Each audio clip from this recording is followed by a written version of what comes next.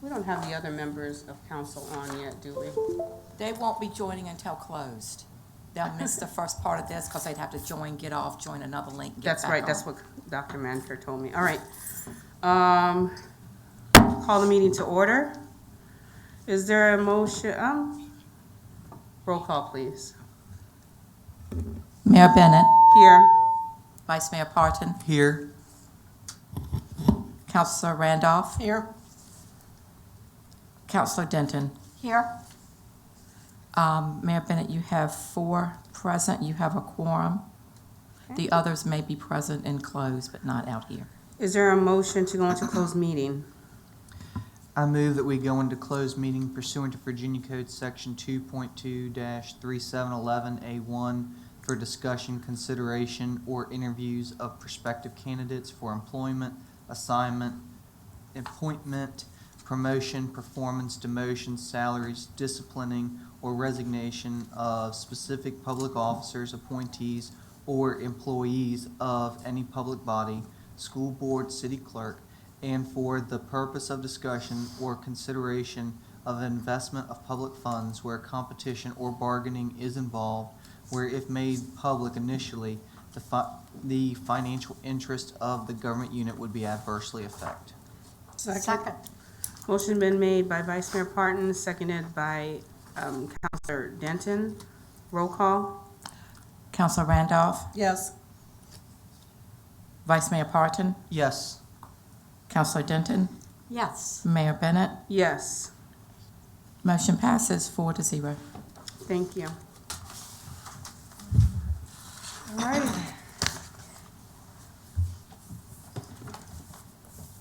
Let me know when you want me. Just gonna go back and make sure everybody gets on.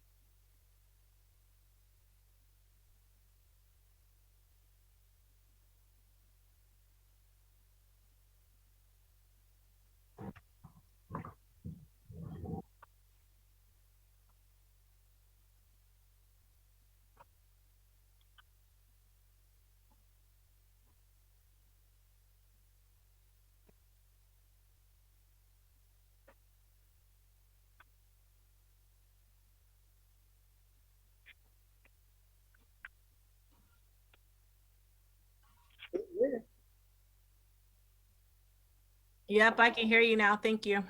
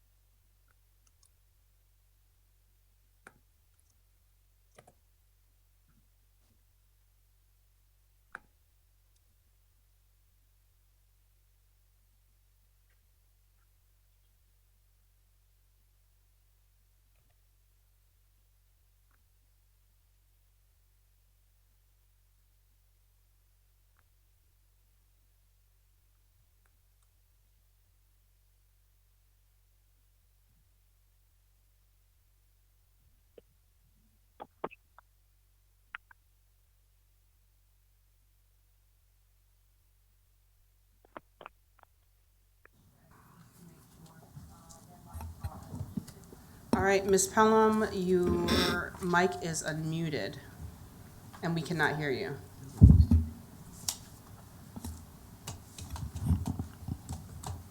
Counselor Pelham, can you hear us?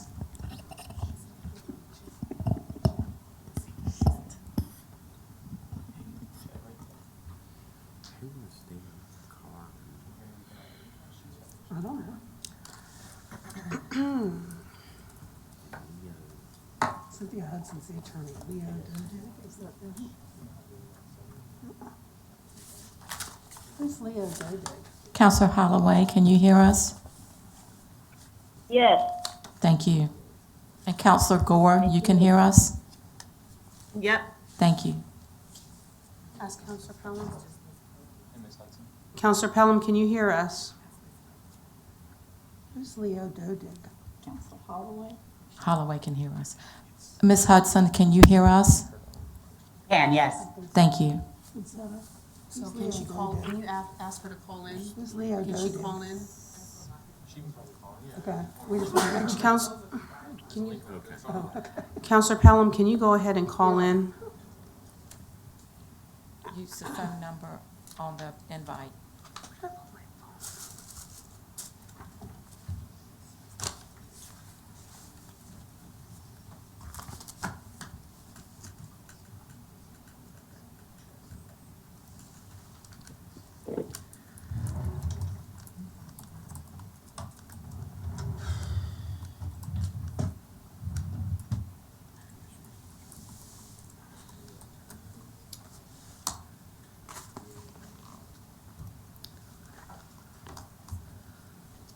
She has left the meeting.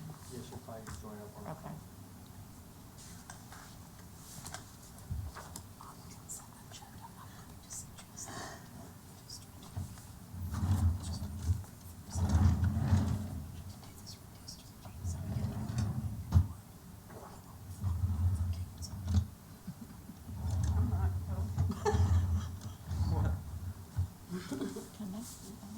Just want to let you know that I'm going to be doing that. That's fine. Okay, that's fine. Thank you. Yep. Yeah. I think I'm losing my mind.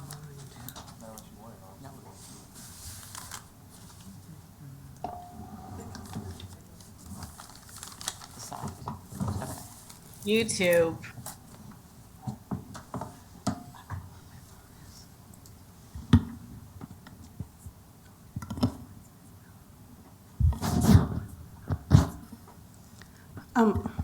Thank you all for attending this evening. We have one counselor that we have to go ahead and log in this evening. Once that happens, we'll start the meeting.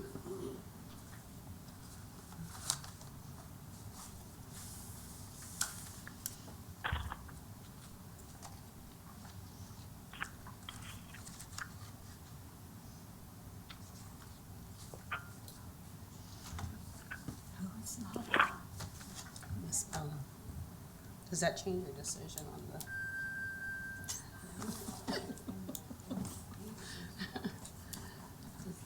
Does that change your decision? No, I don't feel that. Tell you, it's not fun. It's not. You, I mean, you know how I've it been is. there, done that. I know We what know it how it is. is. So I just sat Yeah. outside of Dr. Maker's office. You got a problem, you knock on the door. Come over here and fix my mess. Yeah, she moved her office. I meant to tell her that. That's right, I heard that. Yeah. So I said, what's this kind of nonsense? So I went up there and was ringing the bell and I was like, she's not here. Yeah. Her, she moved across the street. She up on the third floor. Well, excuse me, third floor of the other building. Mm-hmm. She over there with Johnny and Austin. They in a nice area. Is Johnny already gone? Has she dialed in yet? Consuela's talking to her now. That's It was the a thing. big loss. I'm Oh, still gonna right. see him at the football field then. He brings his dog up there. Yeah, he's gonna bring his dog with him. He doesn't live around here. What Good. You know, he lives at the ball. We're good. He's a, We're waiting for Counselor Pelham to call in. he led the fight. Consuela's talking to her. He did. And so I said, you know, looks like you lost. He said, Is she gonna call in? came up next. Yes. Calling in, okay. So we went back and said, we can't call on instead. And my accountant used to be there, the homeowners association's treasurer. And she said after doing that for a year, she said, y'all can have this crap back. That's worse than this. Yeah, she said, I don't have time to deal with people's petty problems. You know, That's I said, first off, exactly right. I don't get paid for this, and two, my time's a lot more valuable. I can't even deduct this time. Oh, God. I've seen some squabbles, you know, Oh my craziness. gosh, Tinsley Charter in Prince George. Is she on? That's funny. They fussed at my aunt because she put out flower pots. Is she- Hello? She didn't get she it good. approved. Okay, There thank she you. is. Ms. Pelham, you're on. Thank you. All right, thank you. Okay. Is there a motion to come out of closed session? So moved. Second. Motion to come out of closed session is made by Vice Mayor Parton, seconded by Counselor Denton. Any discussion? Roll call. Counselor Randolph, Yes. Counselor Holloway, Yes. Vice Mayor Parton, Yes. Counselor Gore, Yes. Counselor Denton, Yes. Counselor Pelham, Yes. Mayor Bennett. Yes. 7-0 to come out of closed. Certification pursuant to Virginia Code 2.2-3712D, were only public business matters, 1, lawfully exempted from open meeting requirements, and 2, identified in the closed meeting motion discussed in closed meeting. Counselor Randolph, Yes. Counselor Holloway, Yes. Vice Mayor Parton, Yes. Counselor Gore, Yes. Counselor Denton, Yes. Counselor Pelham, Yes. Mayor Bennett. Yes. Motion passes for certification. Okay. All right, I'd like to call the meeting to order. Open meeting, roll call, please. Counselor Randolph, Here. Counselor Holloway, Here. Vice Mayor Parton, Here. Counselor Gore, Here. Counselor Denton, Here. Counselor Pelham, Here. Mayor Bennett. Here. All right. I'd like to welcome our visitors this evening. At this time, I would like to ask Reverend Danny Tucker to say our prayer this evening, and then that will be followed by Vice Mayor with the Pledge of Allegiance. Shall we bow our heads? Most gracious Heavenly Father, we thank you, dear Lord, for your presence over our city of Hopewell. We pray, Lord, for your blessings upon our government services, our police, our fire department, doctors, nurses, teachers. Lord, we pray that you will keep them safe as they execute their duties. Watch over our city council, Lord, and continue to give them the courage and the honesty, Lord, and the compassion that they need to do the difficult job of government. We praise you and we thank you, dear Lord, for the love that you show us every day. Amen. I pledge allegiance to the flag of the United States of America and to the republic for which it stands, one nation, under God, indivisible, with liberty and justice for all. All right. Is there a motion to amend or adopt the agenda for this evening? I'd like to make a motion Yes, I to, would like to amend the agenda. Pelham speaking. To add to the agenda to discuss the declaration of local emergency for discussion. Second. Motion's been made by Counselor Pelham, seconded by Counselor Gore. Was there a comment, Counselor Randolph? yes, ma'am, I'd like to amend the agenda under C6, routine approval of work sessions, to include a work session for redistricting on February 3rd. That's a Thursday evening, for council to have the city manager address redistricting with us. What time? 6 p.m., please.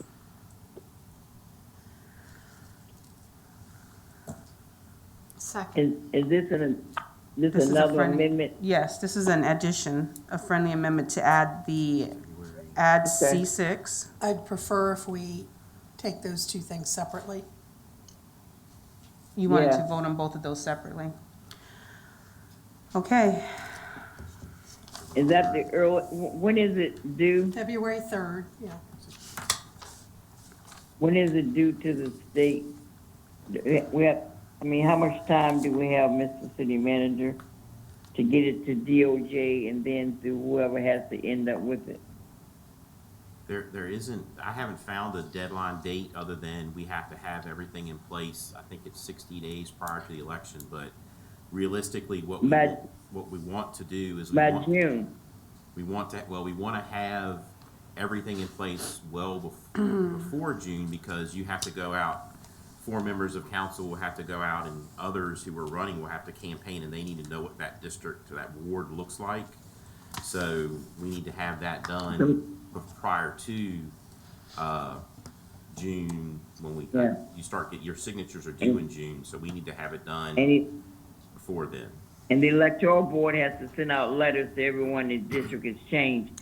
And can we do it any sooner than February the 3rd? That's not a lot of time.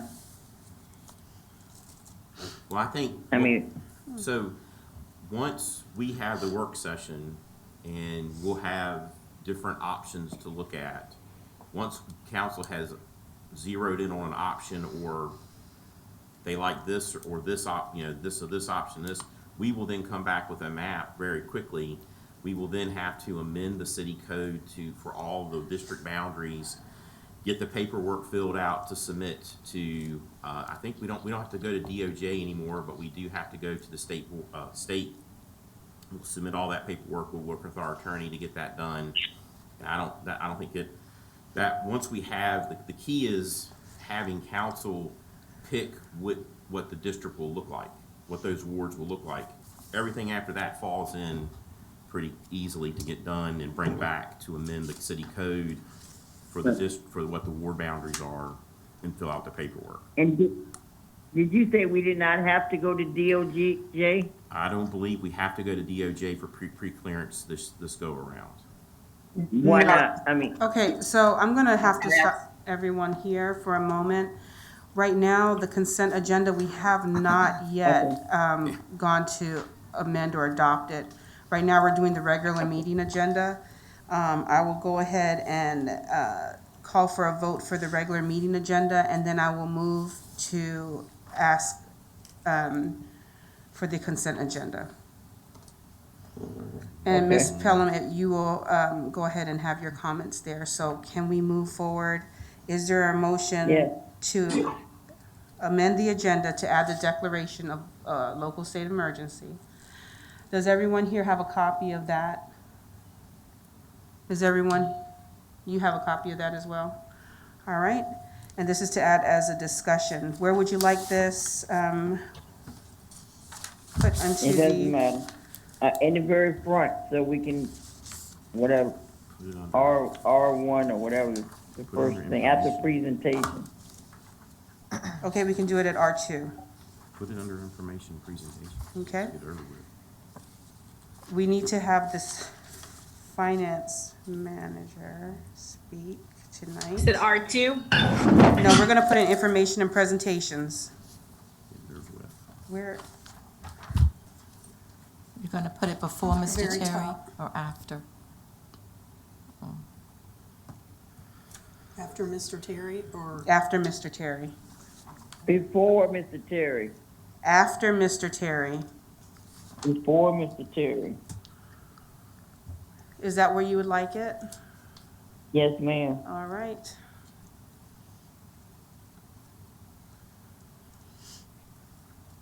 don't we have to vote on this?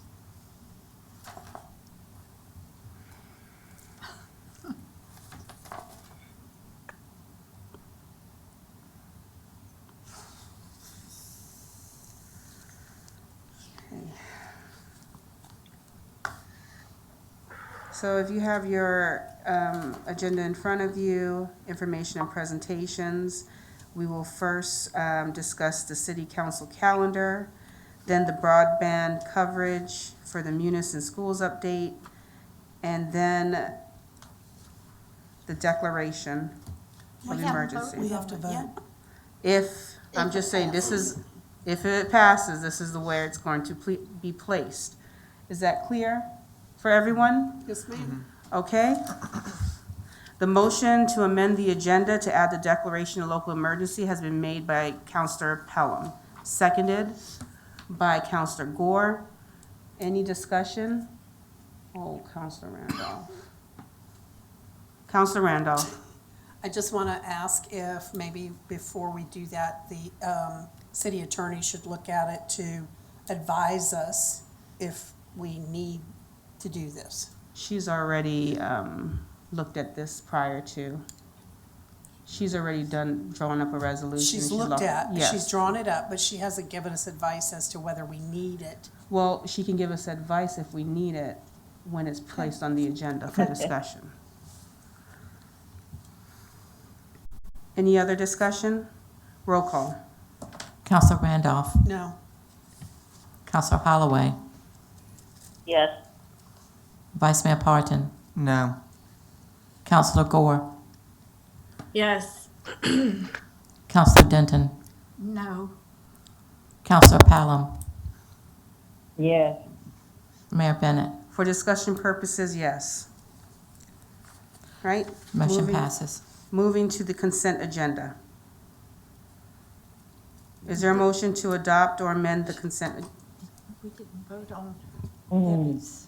did we? That's not. We're doing that that's right now. Okay, I thought you was doing. I'm speaking in the mic for you. Okay, She's doing it now. okay. It's on the consent, okay? Janice. Is there a motion to amend or adopt the consent agenda? Yes, ma'am. Yes, ma'am. To amend the consent agenda under C6 to insert a work session for redistricting to be held on February 3rd, that's a Thursday, at 6 p.m. Is there a second? Second, Motion's been made by Counselor Randolph, seconded by Counselor Denton. Any discussion? Counselor Pelham? No. All right. It's not discussion. Any discussion from those that are joining us virtually? Roll call. Counselor Randolph. Yes. Counselor Holloway. Yes. Vice Mayor Parton. Yes. Counselor Gore. Yes. Counselor Denton. yes. Counselor Pelham. Yes. Mayor Bennett. Yes. Motion passes 7-0. Okay. All right. moving forward, would like to look at the calendar. Council, I presented 2 calendars for you. I know that you have reviewed them and you have your opinion. One is for 1 meeting a month, which is the minimum requirement per our charter. Second is 2 meetings. Are there any questions? Counselor Denton. Yes. Oh, Counselor Denton and then Counselor Pelham.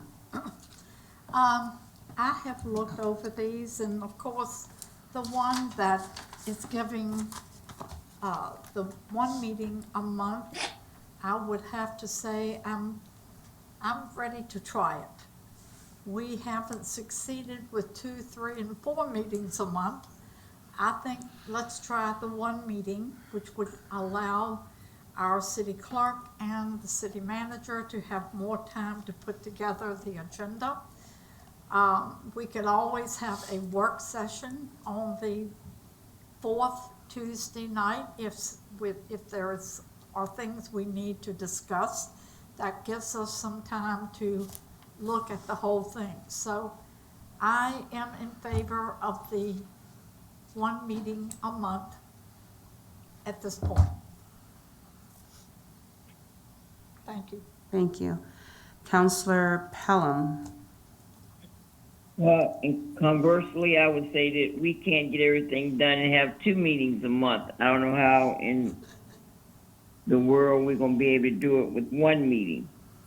We're behind in so many things, I won't even enumerate, but because of that, I guess people just need to schedule their time better. I mean, or whatever, administration need to look at. You don't have to wait till something happens at the council meeting always to plan and work out something. You can look back at the past meetings from last year and the year before. We used to have a to-do list or some kind of list that we had to show, that really showed every time there was something that was carried over. I don't know what happened to that, but that would be a way that, I mean, things drop off on the agenda with no notice or whatever. And I think we should meet every week, actually. So I'm in I favor think we are. of, at the minimum, 2 times a month. And if we need to meet every week, that's fine with me too. Thank you. Every week. Okay, I have Counselor Randolph, Vice Mayor Parton, and then Counselor Denton. I do not see any hands on virtual, but if you would like to chat, please just, pop on in if you don't have the function. Thank you, Madam Mayor. I agree with Councilor Pelham. I think we're far enough behind, and we're good at laying blame on others, but we have to get ourselves more organized and more stringent on the time that we take up on all these matters.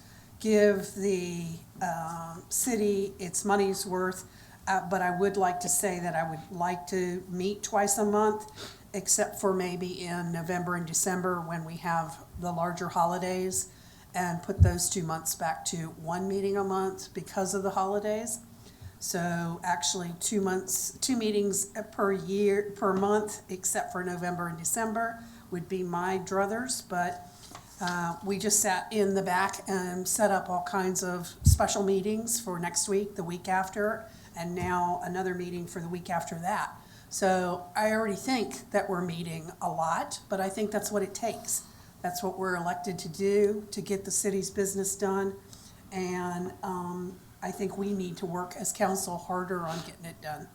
Thank you. Vice Mayor Parton? I also believe that the majority of the months we should be meeting probably twice because so much business items that have been backlogged. But I would say in the summertime, we go down to 1 meeting like we normally do a month, and that allows for people to take vacations with their families. And then also in November and December, to go down to one meeting as well because we're dealing with the holiday season. So me personally, I move that we adopt the meeting schedule that has 2 meetings a month and eliminate the June 28th, July 26th, August 23rd, November 22nd, and December 27th meetings. Where you see those dates? Oh, never mind. December 26th. Can you say those dates again? Sure. It's to adopt the. I know, just the dates, just the dates. Just the dates? Okay. June 28th, strike it. July 26th, strike it. August 23rd, strike it. November 22nd, strike it. And December 27th, strike it. Why stop there? Just the rest of those, you halfway there. It's a compromise.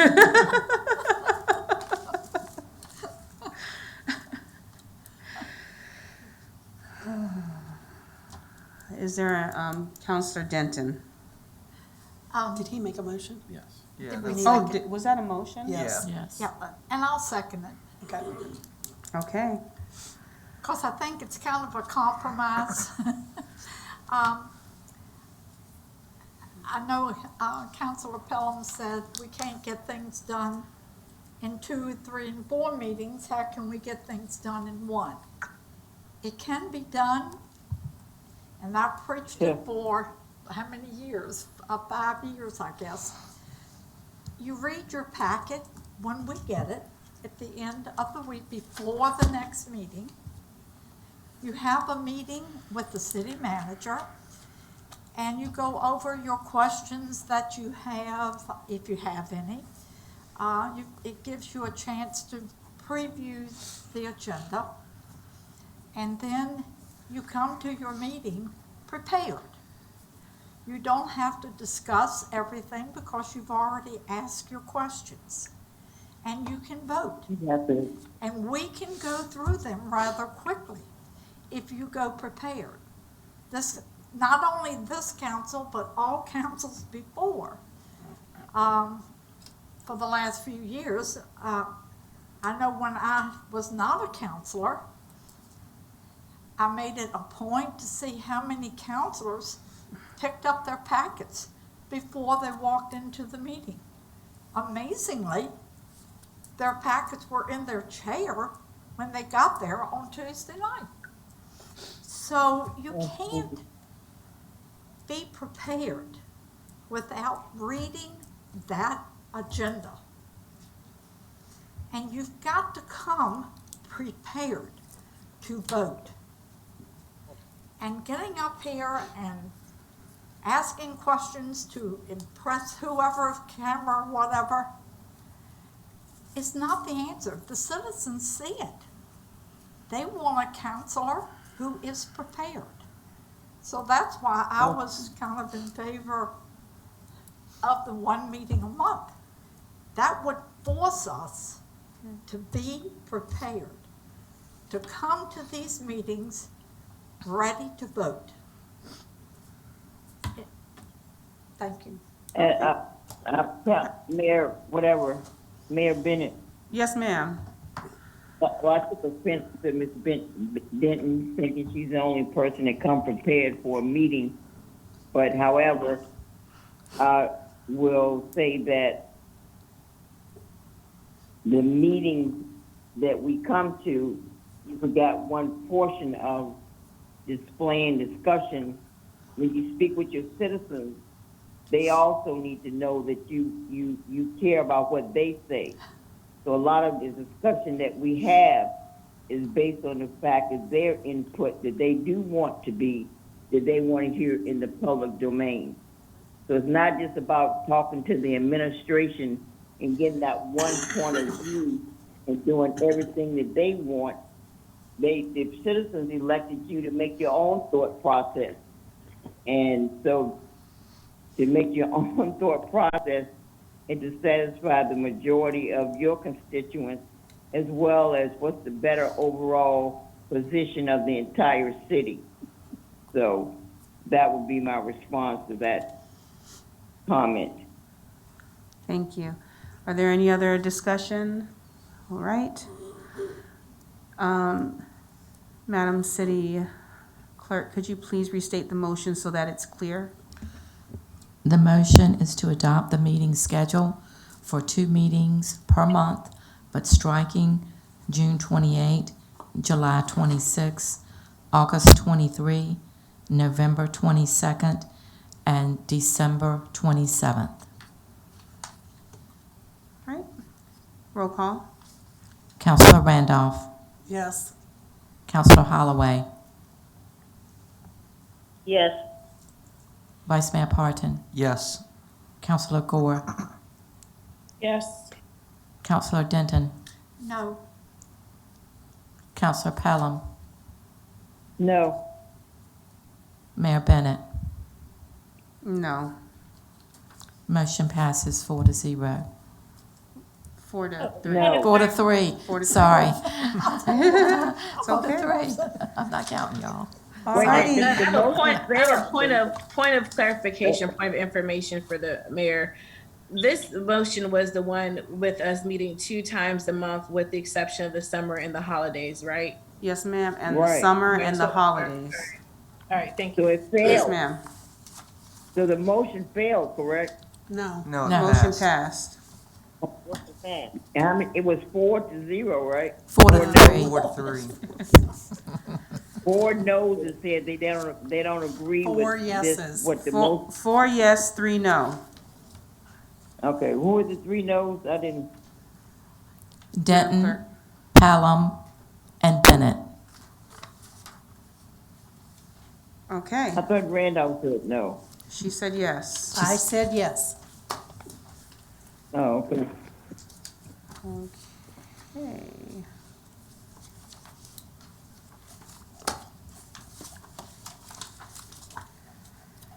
Oh my goodness. Let me get my bearings. All right, next will be Dr. Manker.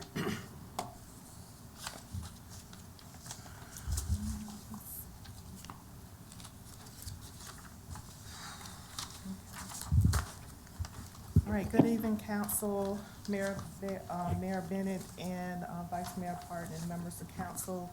Today, I would like to start with the discussion with Munis for Schools. I think it's pretty important for us to set the expectations and for deployment, and also give you a review of where we are with the implementation process, okay? So we met with schools, staff and I, the city manager, Mr. Michael Terry, and the school board. We met with them starting on October the 15th. We talked about deployment, the costs, the resources that were needed, and just the overall project itself. That meeting concluded. We moved to November the 5th. Staff met with Tyler to discuss the timeline, the resources. We review options and questions. We answer questions internally. And then we moved to December the 3rd, where we talked about the option that the school wanted to select. They chose the SaaS option, which would allow them to have Munis in the cloud, whereas the city of Hopewell, we have our Munis based in-house. And they felt that that was the best choice for them because of cost savings and because they did not have the staff resources to maintain it in-house, okay? So on December the 10th, there was a demo presented to them by Tyler. And they went over the financial module. They also went over the SIS module, and they went over the HR module. Those are the 3 modules that will be implemented upon their decision. December the 17th, staff received, and staff, when I mean staff, I mean myself, I received the contract, which was then forwarded over to schools on January the 4th, when they returned from Christmas break. And that contract is now in their hands for review, for legal review. And once we receive any changes that they may have upon the legal review, we will move forward with the implementation. The implementation is scheduled for 12 to 18 months. So if we begin, hopefully, if we begin in February, the financial piece will be completed by February of next year. So just in time for the new school year of 2024 to begin. That's really all I have to report to you for as this presentation, and I'm happy to answer any questions that you may have at this time. Is there any questions for Dr. Manker at this time? I have a quick one. Counselor Randolph? There have been trouble with cloud-based applications, and I know it's a cost issue and the buying of the server and housing the server and staff to maintain it.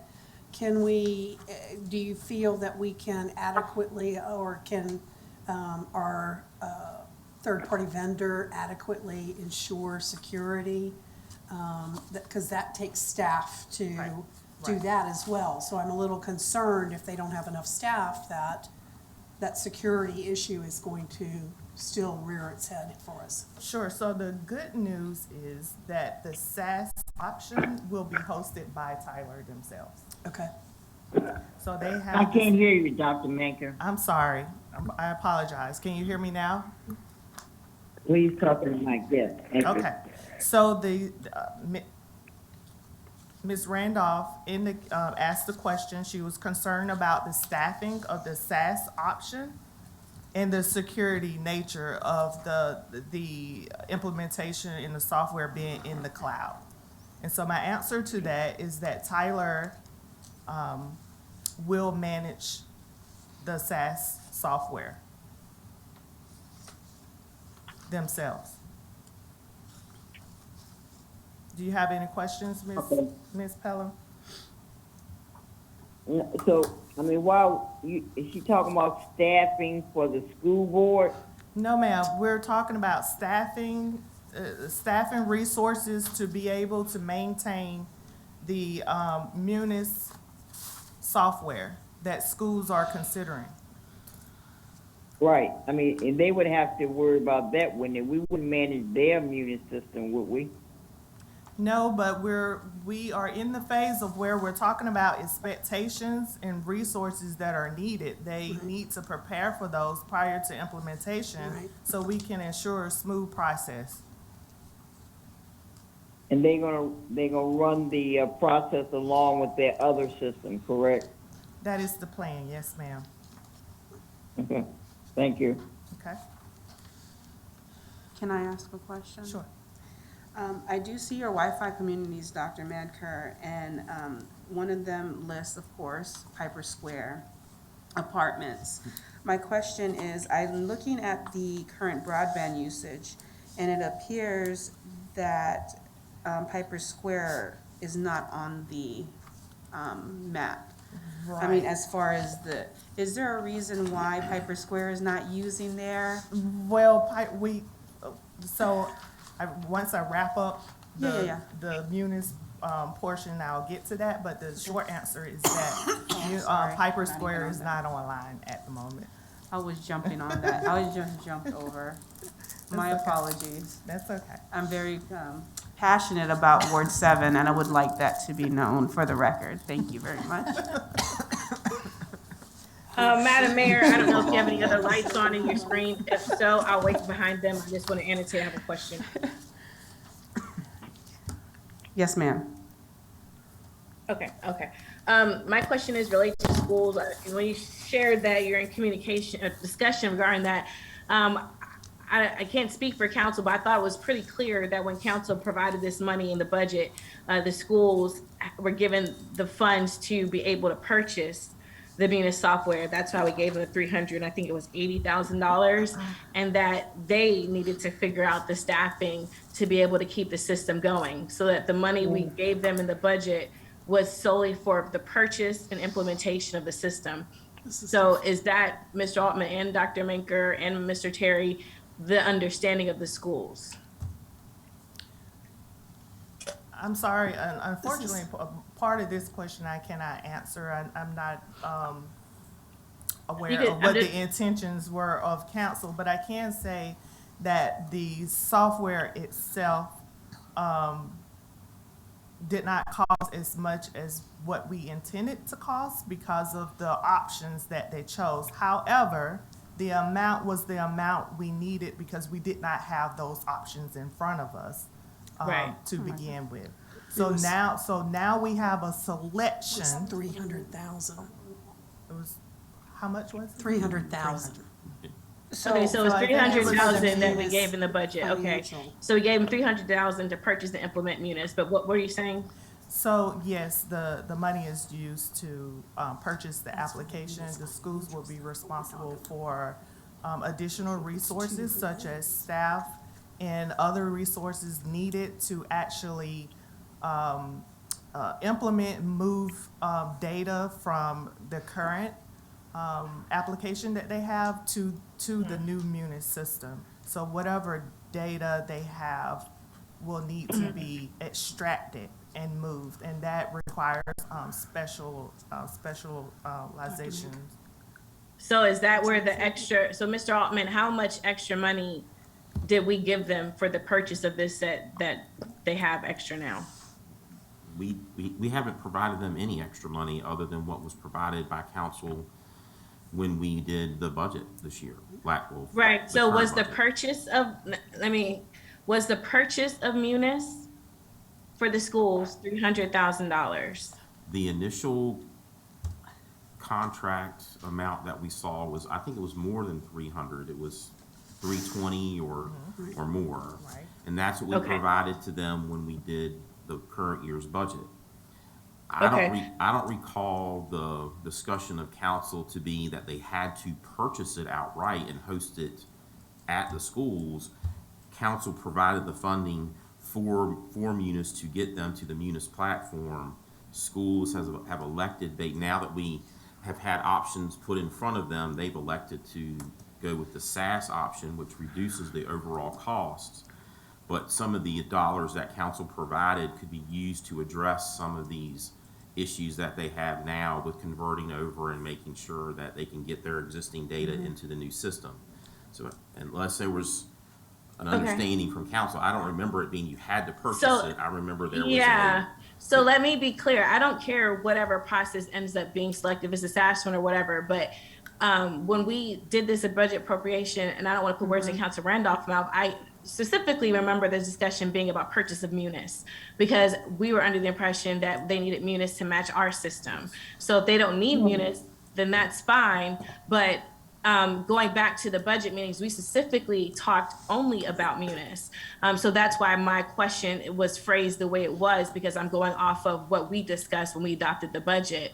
So again, if it doesn't need to be Munis, that's fine. But the heart of my question boils down to the money that we gave them for the purchase of this financial software, again, which was an understanding was Munis, was $300,000. Have they used all of that for whatever system they're implementing now to address the problem that we gave them money for? So the funding provided was to get schools on the Tyler Munis platform. That is what we're doing. It's said not what? another system. It is what they're gonna do is they're gonna Tyler's Munis, and Dr. Maker can correct me if I'm wrong, is gonna be hosted in a cloud as opposed to being on a server in the school board office. So it is Munis. They're not choosing a different system. They are using the funding for what council directed. They're just taking a different way to implement that system as opposed to having on site, it's in a cloud. That wasn't, okay, that's fine. Let me word my question differently. The money that we allocated to them to do this, have they used it all is my question. Is there leftover funds? Because I thought I heard that they did not need all the money that we gave them. So that's all I'm trying to figure out. We gave them 300,000. Do they need 300,000 to do this project? Is there going to be some monies left over that we can capture or talk about how else they can spend it, because we appropriated for that purpose? So what I would say is, we appropriated, again, $320-some thousand, if I remember correctly, and it's just 300,000, let's just use that number. The SAS option will be less than that, but those dollars, and number one, they haven't spent any money yet. They haven't spent any money, haven't signed a contract yet. Dr. Mankard, the contract is with schools, they're reviewing it, their legal's reviewing it. Those dollars that aren't spent towards the purchase of Munis in the cloud, I think would be looked at to help implement the transition from their old system to Munis, bringing the data over, as opposed to having their staff do it. They may be able to hire people to help migrate that data over to the Munis system. So they haven't spent any money yet. They're purchasing or getting Munis. There will be dollars left over that was provided because of the option that's chosen. But I think when you look at it overall, council appropriated a dollar amount of money to get Munis and get it operational. I think all of those funds will be used to get it operational. Okay, the reason why I asked that question is because I don't have any objections to that, but I'm asking that question for a reason. If they were to hire staff with the leftover funds to be able to help them get it operational, using your terminology, moving forward in the next budget cycle, are they going to then ask for us to continue whatever position that they might put in place? Because again, I was under the impression that, we was giving them the money and they would have to use their staff, their IT department, or whatever resources they have with the monies that they have available to them to fill in that gap. And the only reason I'm asking is because if that is the case, then we need to keep this in mind for this upcoming budget cycle, that we might need to allocate more money to continue with that staffing position, unless it's going to use just someone as a service provider to get them up and running and then walk away. Do you understand what I'm asking? Oh, yeah. So I think, and Dr. Mankard can correct me if I'm wrong, I think all the discussions that we've had to this point have been talking about utilizing contracted people that would end when Munis was implemented. And then it would fall back on their existing staff to maintain the system and use the system. But this would be just to get it implemented, and, because you're gonna we've got Munis implementation, day-to-day operations that are normal, and audit catch-up. So their existing staff isn't gonna be able to handle all of those items, so these dollars could be used to help supplement to get Munis implemented, data transferred over, and then it's contracted. When it's done, and we don't pay any more money. Okay, I'm done as long as we have that understanding. Because and if not, then we just need to get a heads up for the budget cycle. You don't want people come back saying, "Oh, we thought we could handle it after we did this, and then we realized we can't. We need 80,000 more for a person or whatever the case may be." So that's all for my comments. Just want a clarification on that. My next. Before we move on, Counselor Randolph is next. I would like to ask if there is a motion to extend the meeting. Yeah. Where's the So motion? moved. For the purposes of getting through. I would like to ask council to determine a time I beyond just so need a moved. motion to continue the meeting to complete up until R1. Up until R1. Second. Is there any discussion? Roll call. Counselor Randolph, Yes. Counselor Holloway, Yes. Vice Mayor Parton, Yes. Counselor Gore, Yes. Counselor Denton, Yes. Counselor Pelham, Yes. Mayor Bennett. Yes. Motion passes 7-0. Thank you. Counselor Gore, were you done with your questions? Yep. Thank you. Counselor Randolph. I want to thank Counselor Gore for bringing this up, because I agree with her. I think, I agreed with her. But I think she's right, and I'm right along with her, that we initially were told that it was going to cost somewhere around 300,000 to get Munis on board. And I'm sure that that cost being adjusted for cloud-based is very much different than what a server, we gave them the option to have a server on site and to do what we thought would work for them. They've chosen a cheaper site, but I don't think that money needs to stay there. They have gotten a $19 million 3-year grant that I think that they need to hire the people that they're gonna need. Contract people are not gonna be there long-term, and if they're gonna hire and need to hire people to help them with their finances, those people need to be hired now to go through the transition. That's just my opinion. It sticks with you more if you're through the entire process and you work there. I understand that we want to help them, but you know, quite frankly, they've got more money than we do right now. And we have just given raises to a good portion of our safety in this city, which we were glad to do. But if we can recoup some money back from this project to put to some of those raises, I'd be more than happy to do that.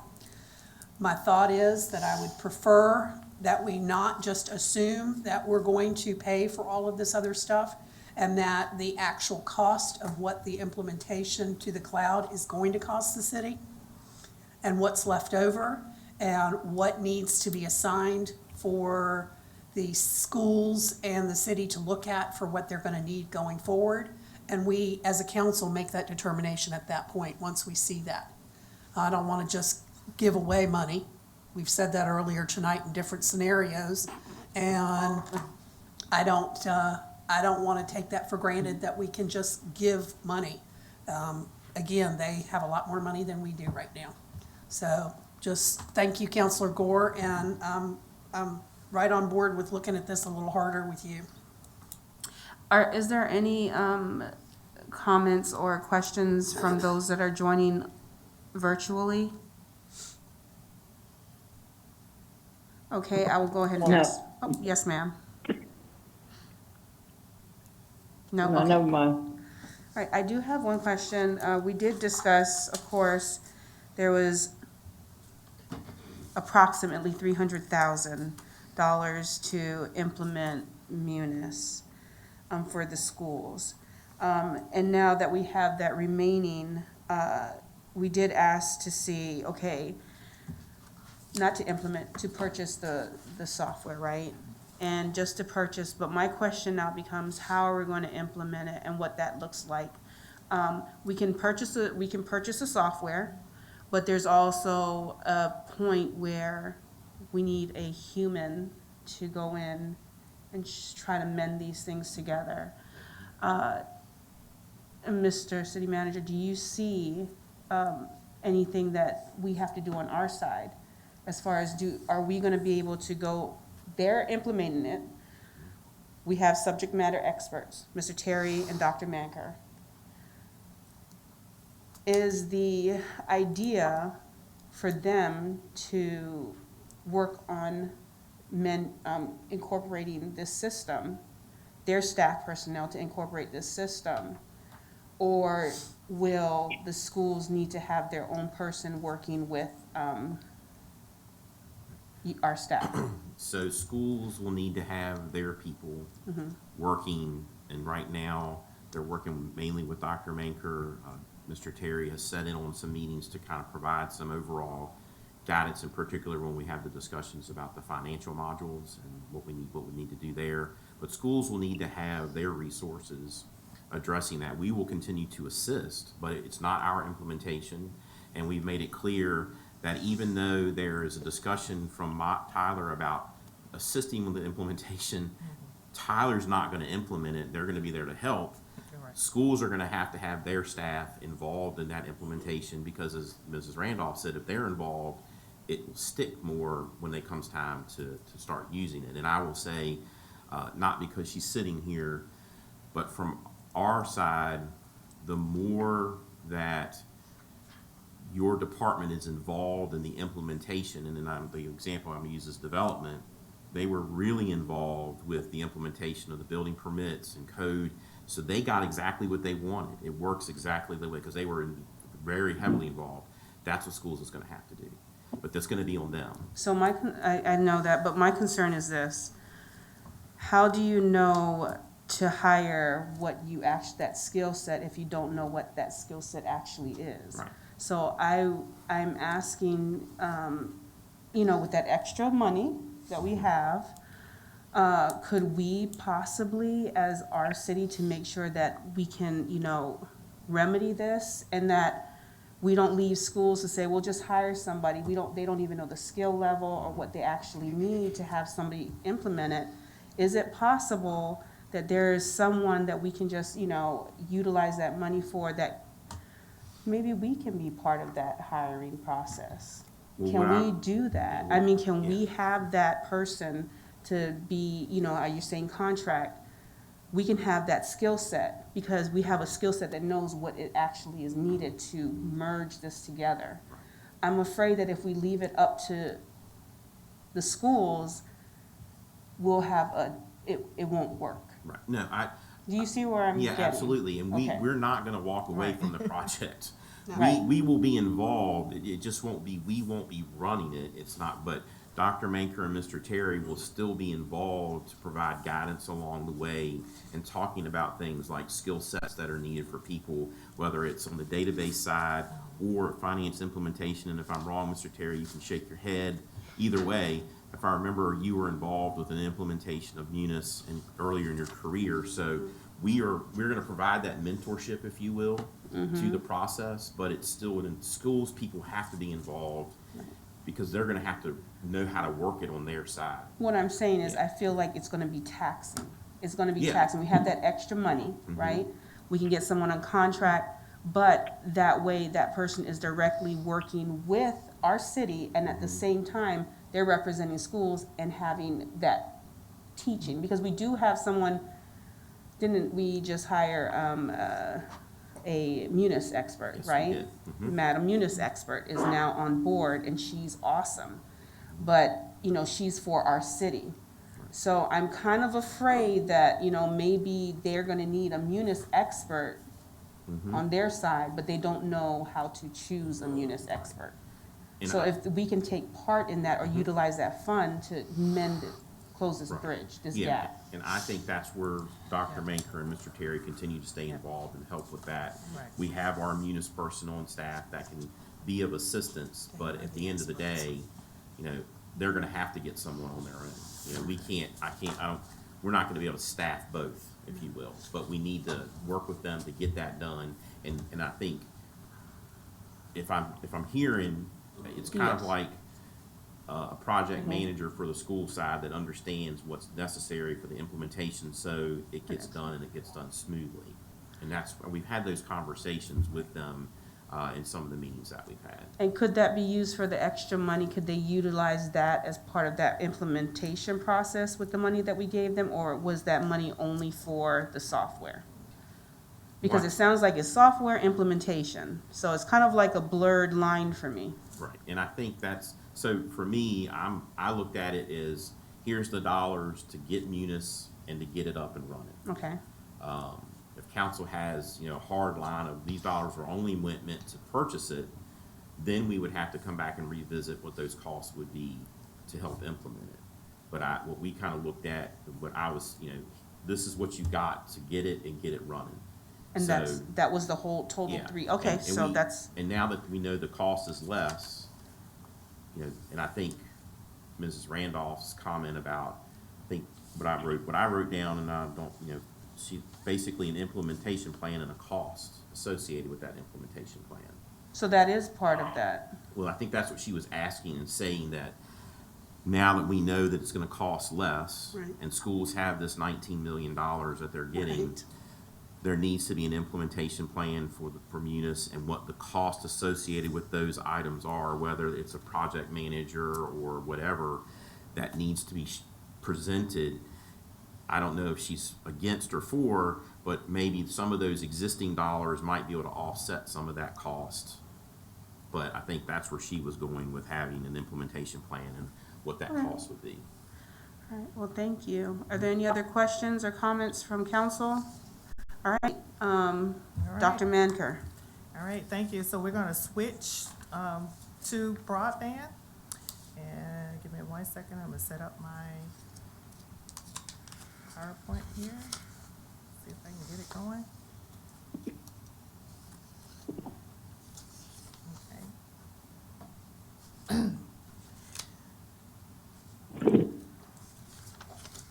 So as you guys know, that the previous attorney established a broadband authority, and the purpose for that is to ensure that we met the FCC requirements, regulations of making sure that we are not competing with any cable providers in our community.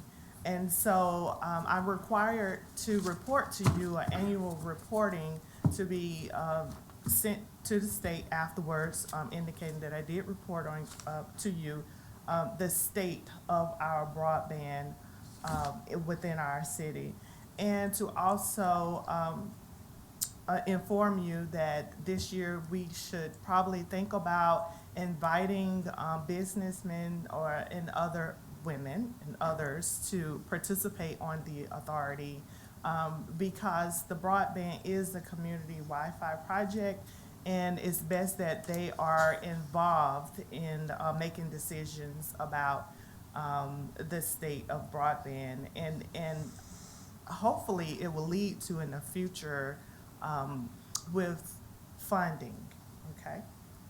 And so as you know, just to recap, well, first I have David Carr and Jonathan Goldberg, James Williams, Leo Dodig, and Jeff Dodig on the line with me. They are all participants in the project, and they are here to help. Well, they would like to speak at the end of the project just to show you guys their appreciation for giving them the chance to come out to the city and be a part of this project, but to also sit in and help answer any additional questions that you may have regarding it. So before you get started, I'd like to recap. As you know, we had $3.9 million in grant funding in October of last year, well, year before last, that we as a city wrote a grant for and was awarded to. And the stipulations of that grant is that we provided broadband to help close the digital divide to underserved communities. And because we did not have a lot of time to think about those underserved communities, we thought it would be best to start with the public housing and those individuals located there. That is not to say that the community, there are, just because you live in public housing, that, you know, those are the only underserved communities. There are neighborhoods that are also underserved.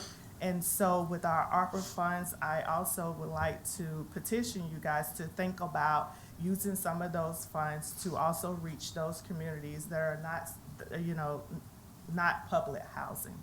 So the communities that we started with, just for starters, we have broadband downtown for all of our businesses.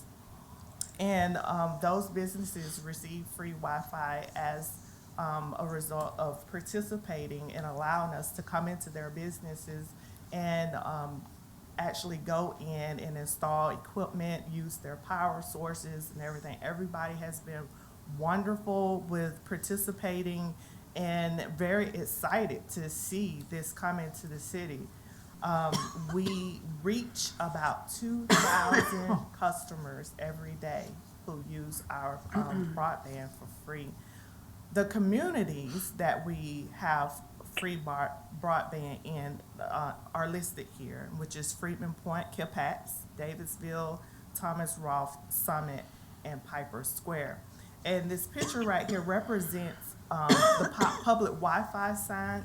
I kind of borrowed it from our Norfolk neighbors and our Virginia Beach neighbors, because when you are walking around downtown in on Water Street, you see these signs placed around, and it allows you to know that you're in a Wi-Fi hotspot, a community Wi-Fi hotspot. So Ryan had the great idea that we should do that here, and so Public Works made these signs, and we have them placed throughout the community.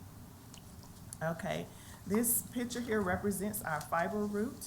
And so, to the picture to the right here, where you see the red circled around the city, that is our new fiber. So we gotten a long way in a year as to the layout of where the fiber runs in the city. We own this fiber. So if we like to expand in different locations, if we get to the point where we want to, charge, for businesses coming in and using this Wi-Fi, we have the strands available to provide those services. But right now, those services are free. Davisville Bland Court, this is to the left, you see the design, which is just the layout of what the facilities look like. And then you have what we have provided in the coverage. So you can see that Wi-Fi can reach, is covering all the grounds, and individuals can use the Wi-Fi in their homes. So we do not have access points in everyone's home, such like a Comcast, but we have designed a fiber ring that would allow those communications to reach inside of those homes. Okay, and Thomas Roth, here's the layout, and then here's the coverage. Now, we do not have a picture of Freeman or Kipats, but that's because those APs are inside of a building and not outside of the building. Okay. So let's talk about the usage. Like I said, we have been reaching up to 2,000 customers. Some of that is spillover into the neighborhoods neighboring these communities as well. And they are also providing coverage to the existing locations.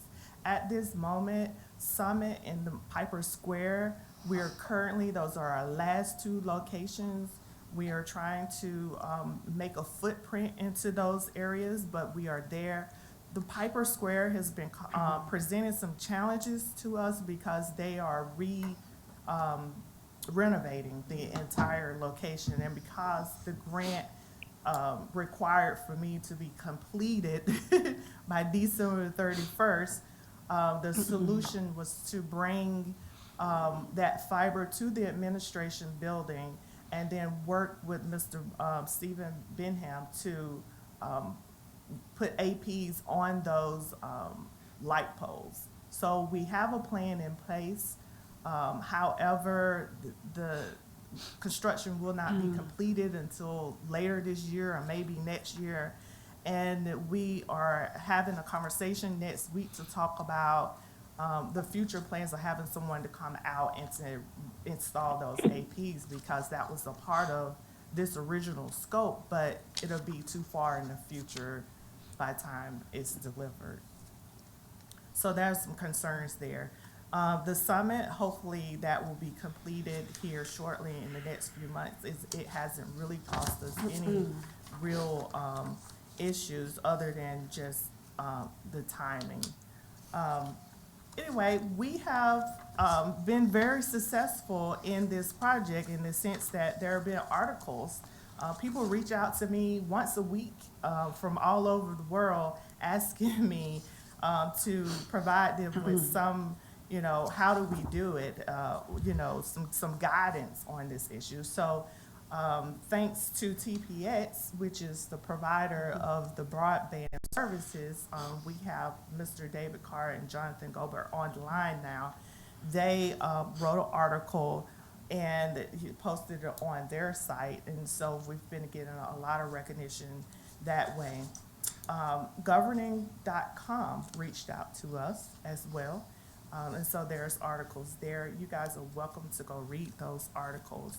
And then the IT department, we put together a story map, and this is just essentially the location of where, just a story about Hopewell and how we got from point A to point B and the locations. So you can go here, you can click on different locations, and it should take you directly to all those Wi-Fi points throughout the city. So there's a lot of good information here, and it's not just those, I tried to include those spaces that wasn't just the public housing, but other spaces like the library that participated in, to help us achieve the public Wi-Fi, inside and outside of their facilities as well. So I just really want to give a big thanks to the development department, the engineer department. They worked really hard with trying to help me meet my deadline and try to, get those permits in place. Really want to give a real big shout out to Ryan, who has owned this project from the beginning. That is what he went to school to study, and I try to give projects to my workers, even though they don't work in that field, but to try to give them some exposure to, the nature of why they went to school. And so he has taken that on. He's kind of really managing it.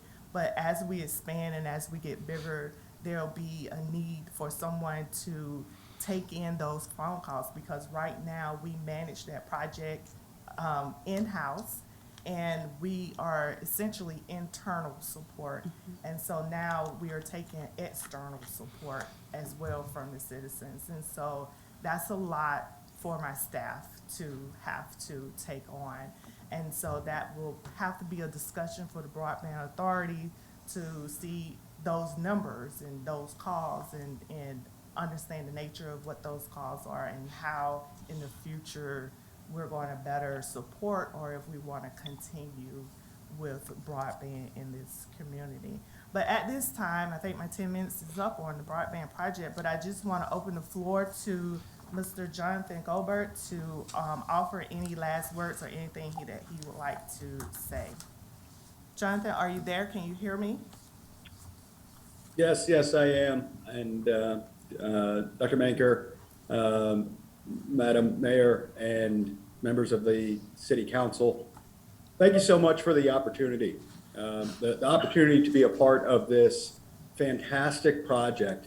As a citizen of the Commonwealth, this means a special project to myself, and to make an impact, be a part of changing lives of the citizens. While Mr. Carr and I were on site at Thomas Rolfe, I just want to tell this quick story. We were on site at Thomas Rolfe.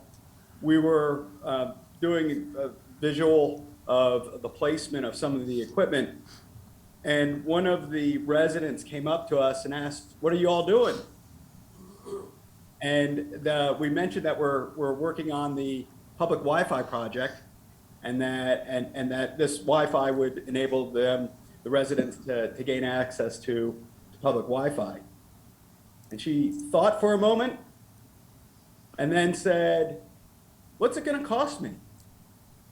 And we said, "Well, this is a project that the city of Hopewell is providing to its citizens." She said, "Really? This is available for, there's nothing I got to do?" And we said, "No, this is a public works that to provide to the citizens." And she questioned it a couple more times. "Really? Nothing I need to do. It's not going to cost me anything."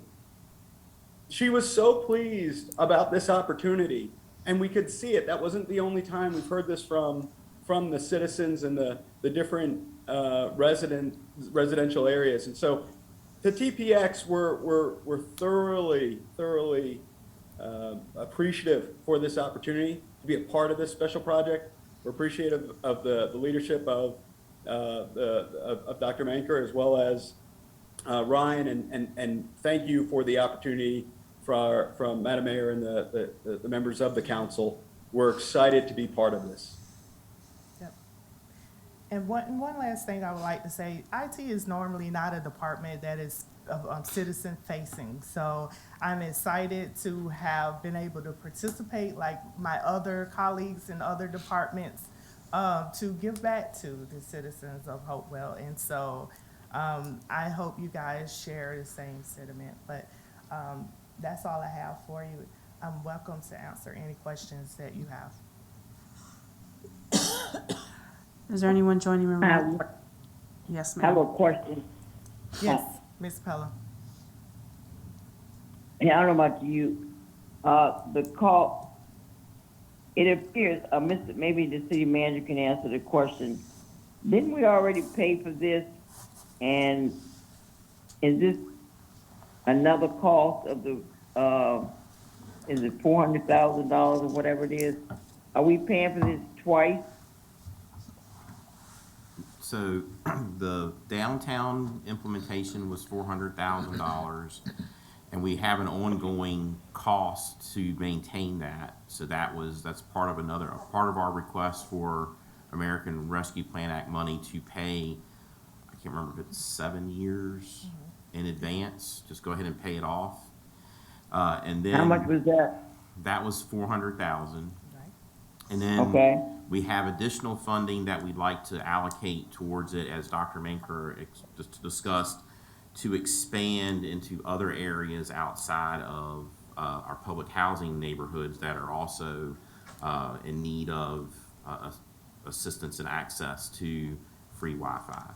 So we have dollars that we'd like to allocate, and probably in both rounds that we get, but looking at doing $1 million per potentially to expand the broadband network further into the community and provide access to more Yeah. people. And council already voted and approved for that American Rescue money to be paid in that way? No, ma'am, not yet. Not yet. Okay, so but the money that was spent was approved, the 400,000? No, ma'am. The money that was spent on the $400,000 was, the initial funding on $400,000 was part of our CARES money, not our American Rescue Plan Act money. Okay. So the American Rescue money, well, the CARES money was approved, wasn't it? Yes, ma'am. Yes, ma'am. But the rescue money, Has not you yet. haven't presented that. Yeah, You haven't presented that to us yet. Correct. Council's only approved the expenditures of dollars from the American Rescue Plan Act money that was discussed during the budget, which was to offset the money that we moved out of capital to do the raise for employees this year. So you approved a portion of it, a smaller portion of it. The larger portion has to be approved by council still. We've budgeted it, but we did not allocate the funding to be spent. All right, so that's another discussion whenever Yes. we're gonna get to spending that money. Yes, ma'am. That's probably a work session on its own prior to any action taken formally to spend any money to get input. Okay, I hope it don't expire before we get to it. No, ma'am, you have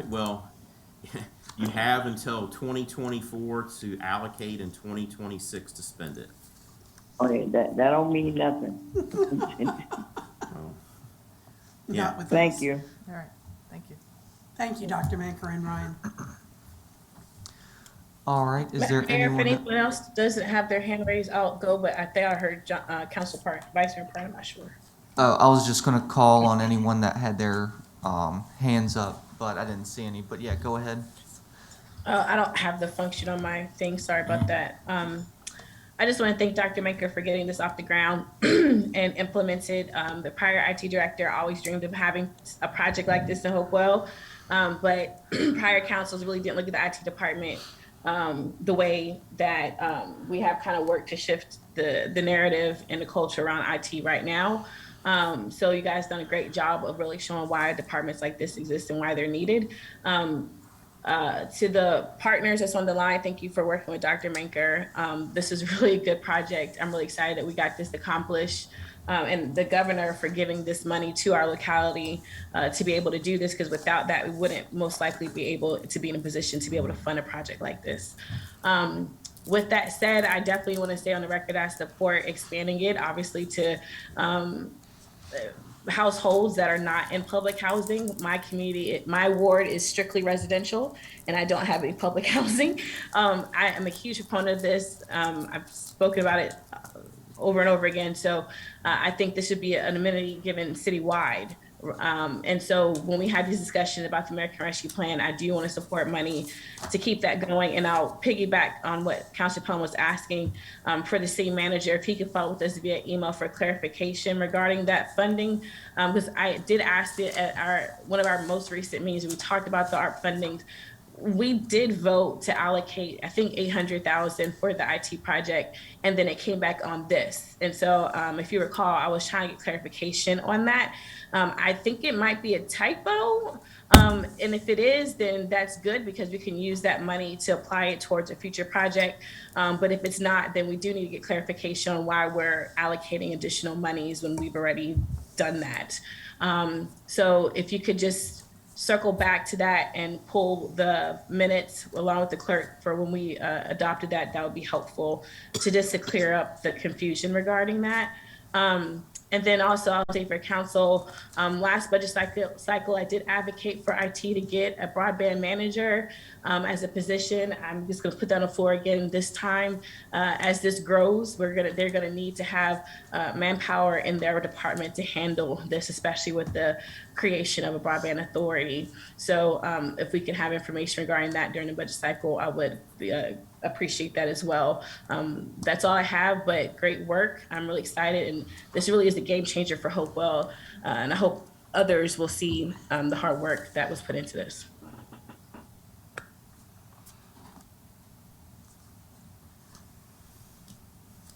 All right. Madam Mayor, Yes, ma'am. may I speak? Yes, ma'am. I would like to thank Dr. Manker and her staff and everyone involved with this project for the city of Hopewell. But I would also like to thank a former counselor, Deb Golders, who had a vision for the city of Hopewell in reference to broadband.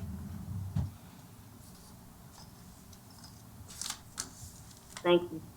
Thank you, Councilor Holloway. Are there any more comments? All right. Thank you, Dr. Manker and your team. At this time, I'd like to move to the declaration of local emergency. Councilor Pelham, we did amend and place this on the agenda. So does anyone have, I know that there are some questions. Councilor Pelham, did you have any questions for the attorney? And I know Councilor Randolph had questions for the attorney. I don't have any questions right now. Okay. Councilor Randolph? Well, thank you, Madam Mayor. The question that I had is, in talking to a lot of council that's here tonight, I don't think any of us have a problem with people being on the phone versus here. I thought that some of the language that I saw in what we were looking at tonight was already in some of the city council's language that we use to go by with the 2 meetings or 25%. I was thinking that that was already in language that the city had. And so I was wondering if we really needed this resolution simply because I'm leery to, not because I don't want people to be on the phone if they desire to, but I'm leery to do a declaration of local emergency simply because it impacts so much more than just council being on the phone or not. I don't want us to go to a full Zoom type meeting because as Councilor Denton and I discussed amongst ourselves earlier today, that limits the ability for the constituents to be able to come and speak. I don't know of another locality that's doing this. One. I'm sorry, Ms. Pelham was saying something, so I was stopped for a minute. But I am not in favor of doing a declaration of local emergency before the new interim city attorney talks to us about how and what and why we could possibly get around and if we can, declaring a local emergency, but still allow people to be on the phone if they so desire at this point. The 25% language versus 2 times, 25% of our meetings, well, we've just said that we're going to have, I think, 18 meetings this year, might be 16, I didn't count all of them, but that would give us, at least 4 times somebody could be on the phone. And and the language is not clear, it just says meetings, so I don't know if that includes special meetings, work sessions, and every other time we meet. And heck, we have 2 meetings next week, 2 the week Or- after, so, if it includes all of those, the number may climb. 25% of 30 meetings a year is a lot more than 2. So I'm just a little hesitant to enact a local emergency at this point in time. Thank you. Is anyone on the virtual would like to comment? Oh, Counselor Denton, did you have your light on? I'll go after Denton, please. Did you have anything? Yeah. Go ahead. I'm concerned about the declaration of local emergency because it does say in this declaration that it's for the city of Hopewell, Virginia. And I just don't know that this is the right time to do that. I have some concerns about, I have mixed feelings. I'm not getting good information from our government. I don't know where we are with COVID. I know it is bad. I know cases are going up. But it seems like CDC is saying we don't need to shut down. Our schools are operating. We're going about our daily business. So they're not concerned. I have a sister in a nursing home. They have active cases in there, both residents and staff. They're not closed. So I am a little hesitant at this point to declare a state of emergency. I hate to shut down our city. I feel we have been offered from the last time, we now can be vaccinated. We can have boosters. We can wear masks. We practice social distancing. I've done everything I know I can do. That doesn't guarantee I won't get it. I may come down with it tomorrow. But I'm doing everything I can to keep from getting it. I want the citizens of Hopewell to feel like they can come to our council meetings. The one thing I heard the last time we shut down our city was, when are you going to let us come back and have a say-so? We didn't until the governor lifted the emergency. I don't want to shut out our people again. I do not. And for that one reason, and we have to make these decisions for ourselves. I have to decide what I can do and what I can't do. Mayor Bennett has to decide for her what she can and can't do. I respect her decisions. I respect everybody's position on this council. But I don't want to shut us down. And I'm just totally against it. So thank you, Mayor, for letting me speak. Thank you, Counselor Denton. Counselor Gore? Thank you. Before I share my comments, I'm trying to get on the YouTube channel so I can see how many residents do we have in the audience tonight? That's not staff, Um, roughly. Two, Maybe 1 to 2. two. Okay. Thank you. That's usually the number every single meeting that we have. 1 to 2, if that. Usually there are no citizens present for our in-person council meetings. So I don't want the public listening to get this impression that we have a fan base is coming up here, or a lot of citizens that come in and sit in these meetings that will suddenly be barred from coming into council chambers. That's actually not the case.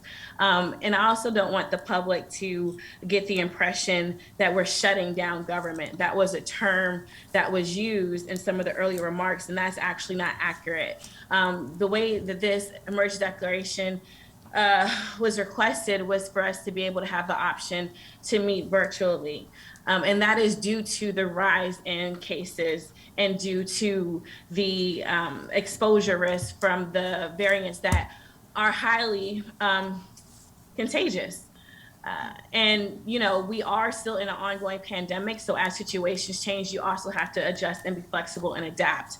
We're not out the woods yet. So right now we're seeing record numbers of COVID-19 cases, hence the purpose of the governor doing a state declaration of emergency to provide aid to the hospitals because they are overwhelming.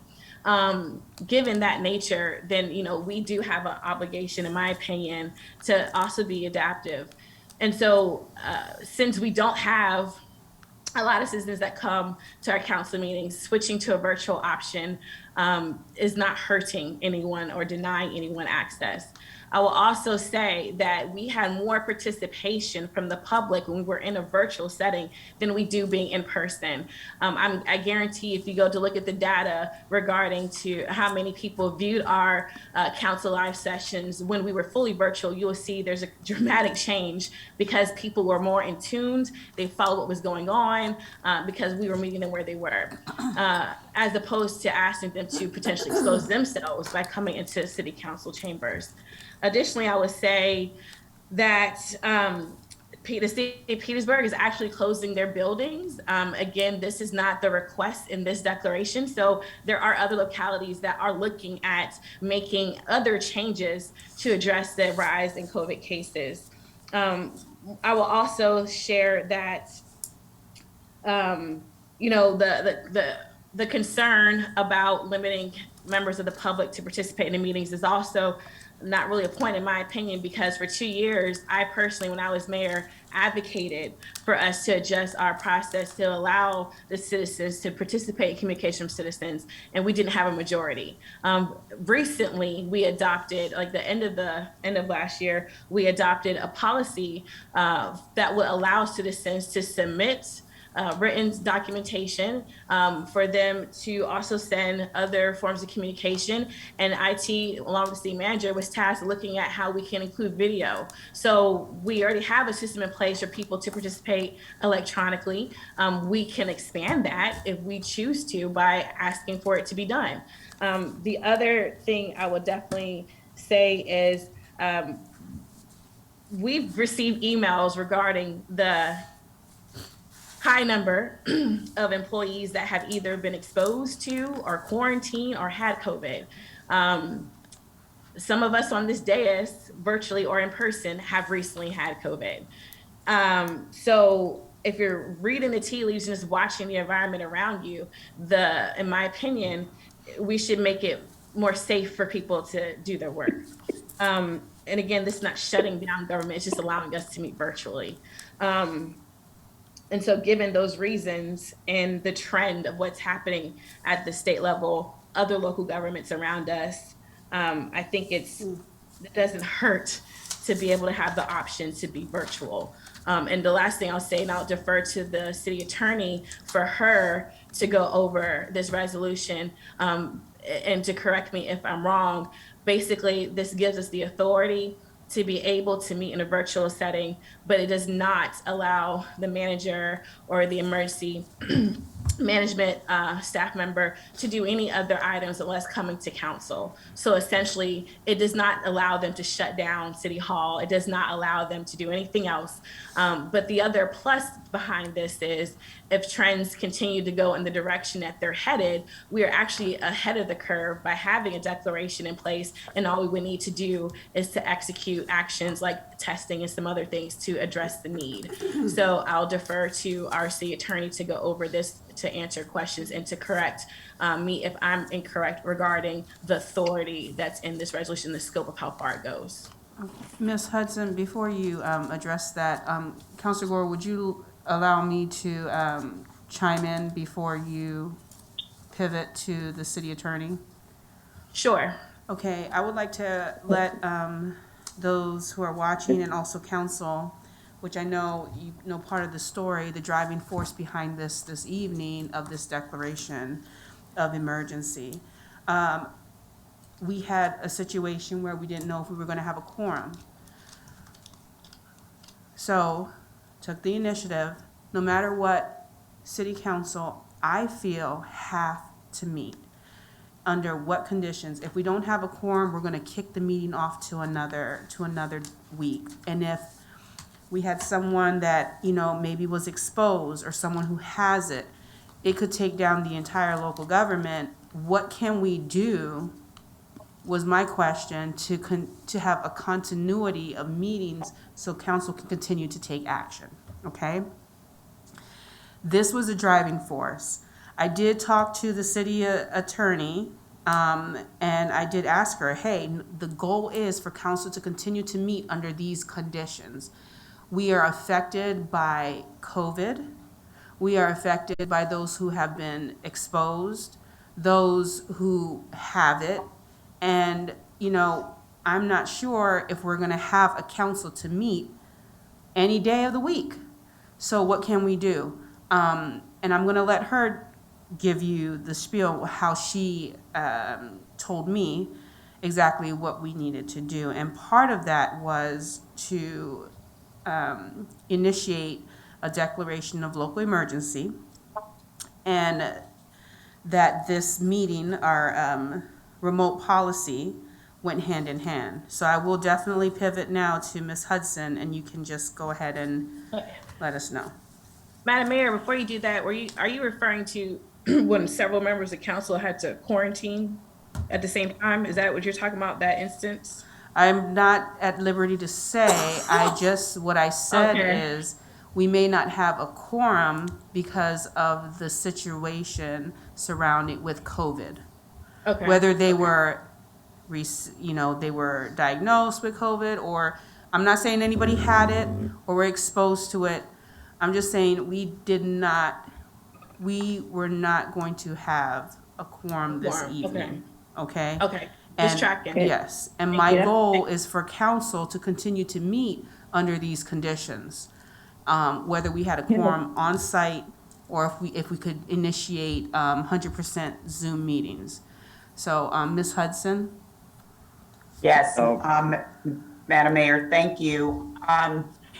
Let me just start out by saying that as a matter of law, under Virginia's statutory emergency management law, the impetus for the declaration of a local emergency in terms of whether or not circumstances exist that make it necessary or appropriate begin with the person whom the city has designated as the emergency management director. In your case, that is the city manager. So the declaration that you have before you, as you've likely seen others in the past, is a declaration that is in the voice of the emergency management director, and therefore is signed by him. And my understanding is that the agenda item this evening on this matter is a matter of your, as the governing body, directing or authorizing in advance the city manager as director of emergency management to declare the local emergency on the terms that are described in that declaration.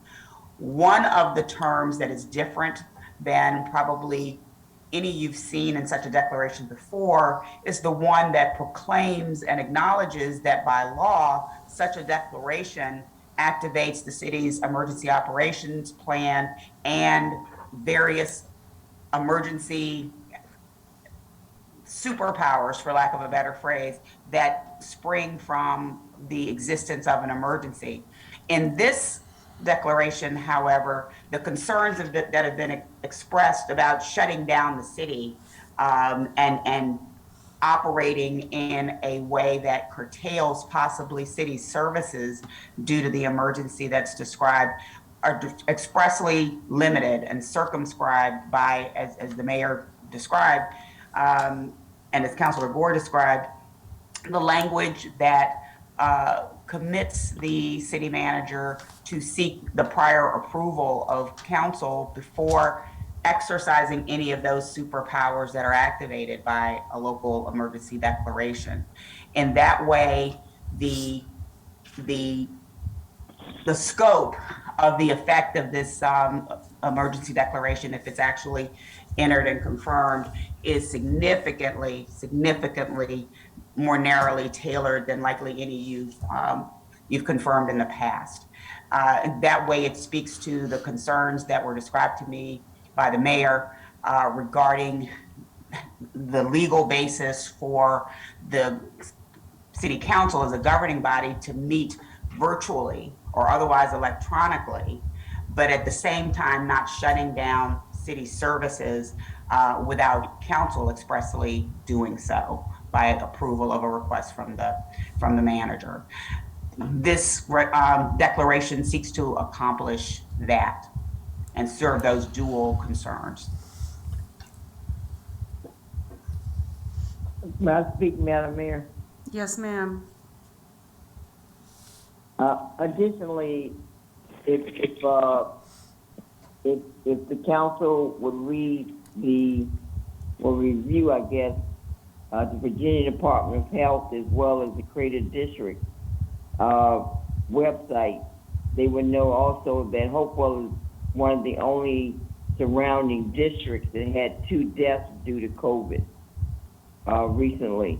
I don't know how recent it is, but I know we had 2 deaths, and I didn't see deaths associated with any other surrounding counties or cities. And in fact, that I'm not there tonight is because I'm a person who got vaccinated, was been boosted, and I still got COVID, and still dealing with some of the symptoms today.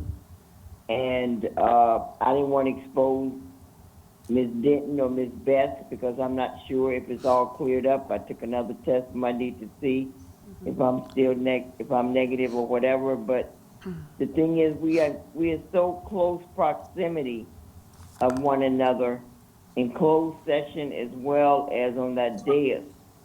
And the people on the dais, we don't wear masks. It's only a few of us that do, and it's not fair to me to be. My job is to cut the risk factor in getting exposed to COVID. If the council would agree to wear the appropriate mask for the meeting and in closed session, maybe that would help. But people are not going to do that. And I don't know the vaccination status of each one of us, but we're too close, and those plastic dividers give a false sense of security to me. So the key is really cutting the exposure. I work in the school system, exposed more than most of you to children every day. And so if I have one avenue where I can, again, cut my exposure basis, and if that means not meeting in person in council chambers, that's one less opportunity that I have to be exposed to getting that COVID again.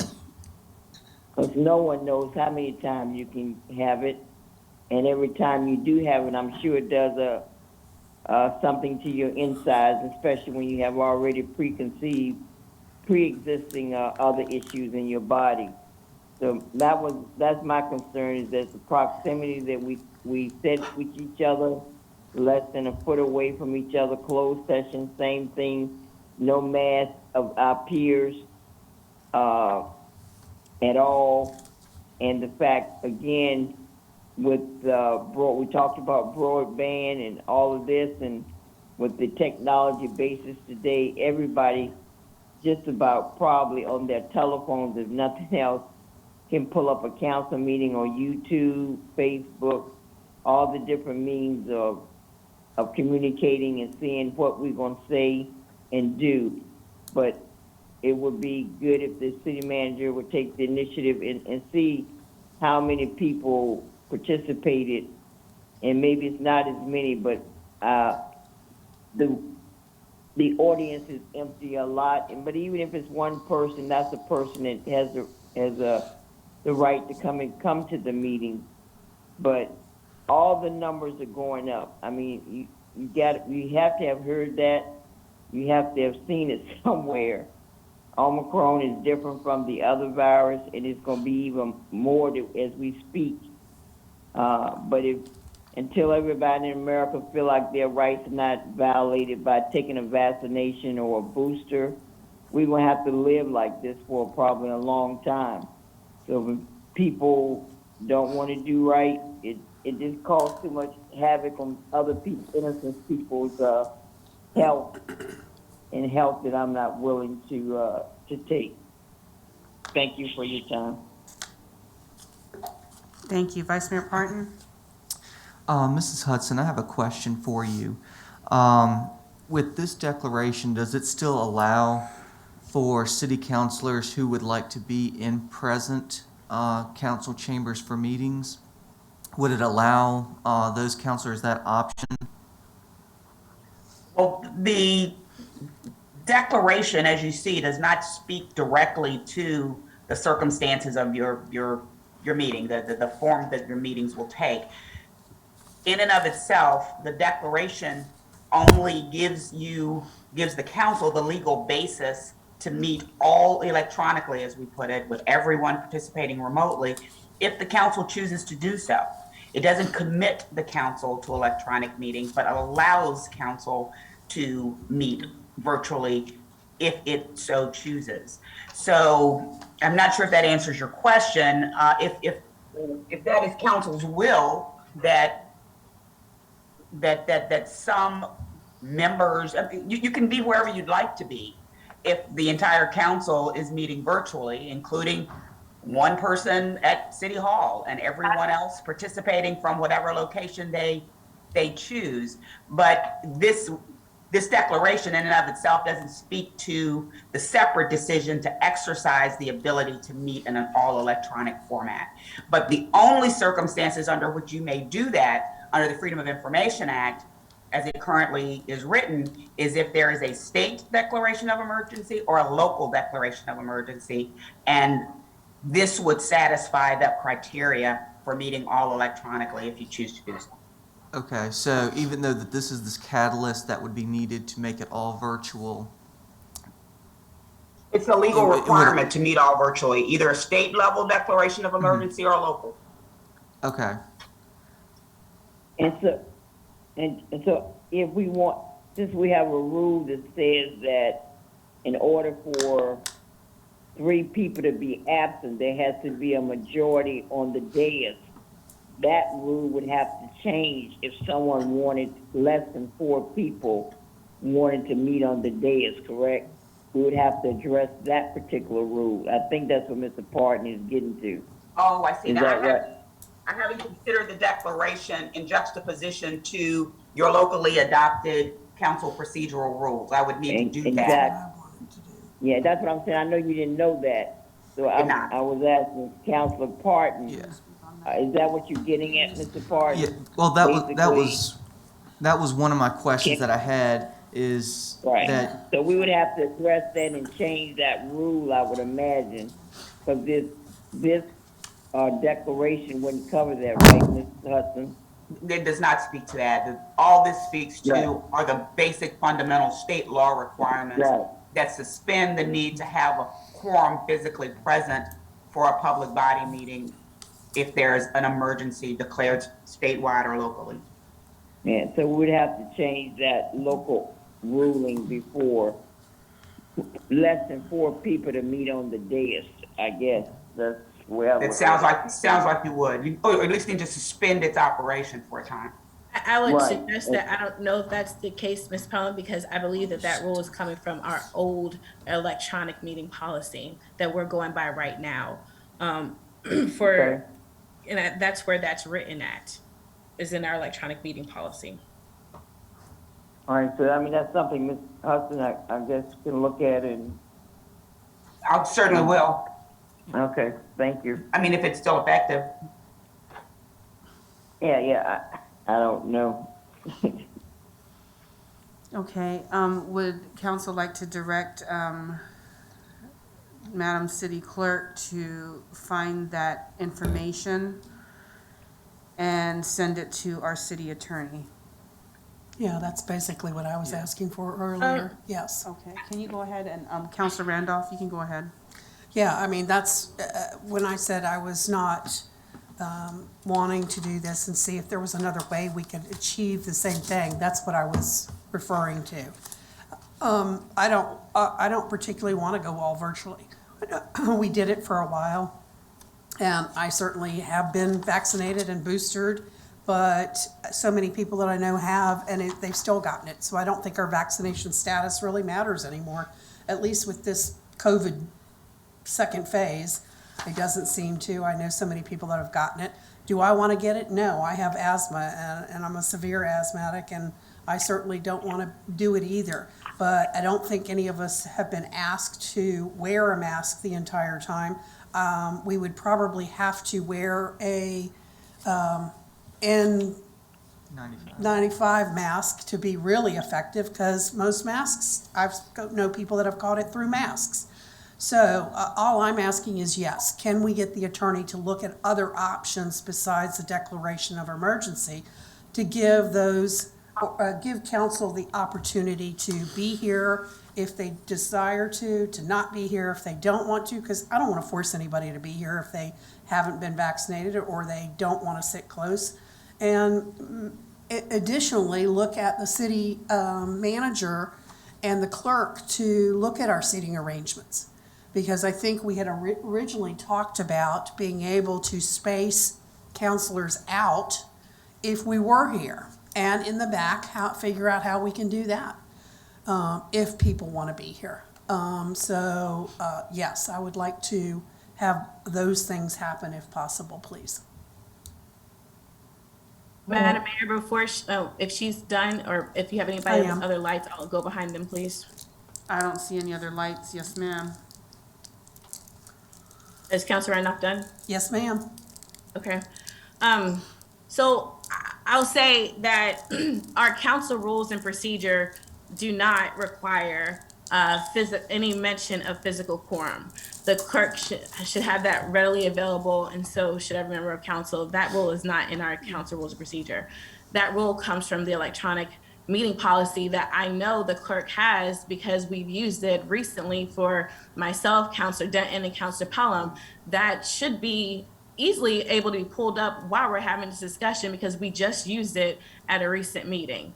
To that point, since that is in our electronic meeting policy, quite frankly, if we were to declare the local emergency for the purposes of meeting electronically, why can't, this is to the city attorney, why can't we just say that we're waiving the electronic meeting policy?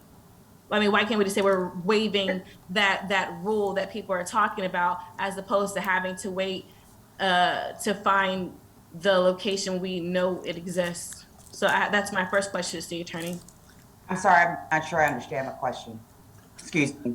The rule that they're referencing about 4 people needing to be physically in person is from the electronic meeting policy that we are recently, people recently went by, like the last 2-3 meetings. That's the source of it. And so what I'm saying is, if that is the bone of contention, why can't we say when we declare the local emergency that we're waiving that requirement? Or why can't we say that the electronic meeting policy that you provided to us that matches what's in FOIA is what we'll adhere to? So that way it takes away that whole issue. The source of, well, I understand that your local policy may also, as you described, require that there be at least 4 of you to have a physically, for physical presence at a meeting. Right. The actual, that's a that reiterates what is a basic standard legal requirement under FOIA Right. for all public bodies, that there be a quorum of the public body in order for there to be any validly conducted business. And because your Right. body is 7-4 is your number. Right. So that's more the issue here is what can you do to relax the requirement that 4 of you be together in order to validly conduct business? And under FOIA, what must be in place for you to not to be able to validly conduct business without a quorum physically present is a local or state emergency. Right. So your rules really can't change that. So it's not a matter of waiving the rule as such. It's a matter of complying with Freedom of Information Act. Right. You are making my point. I asked that question in that way because then there is no need to wait to get any information, because this is what's needed for us to be able to have more members participate electronically without having the 4-member in-person requirement, correct? Absolutely, that's right. So there's no need to find the source of where that's written at, because that's what we're trying to overcome. This will allow us to overcome that, so that way we don't get held up with not being able to have a meeting if we do not have 4 people present. This meeting today would have been an example of that had one other member of council not shown up today. And if that person did not come, I was prepared to come just to make sure we had the meeting. So this isn't some arbitrary conversation, that we're having as counselors. We just went through this today. So the declaration will allow us to forego that requirement, so we will be able to meet electronically for those who wish to, and not have the requirement to have 4 people in person. So the comments that were raised before, this actually addresses both sides, those who want to do it and those who want to stay in person. You can still be there. It just means that we don't have to be there. So everyone should still get what they want and be able to participate in the way that they feel is best for their health and those around them. Am I incorrect, Madam Attorney? You are correct. Okay, thank you. I have no objections to looking at seating. In general, I don't think that should be a part of this, again, because it's apples and oranges.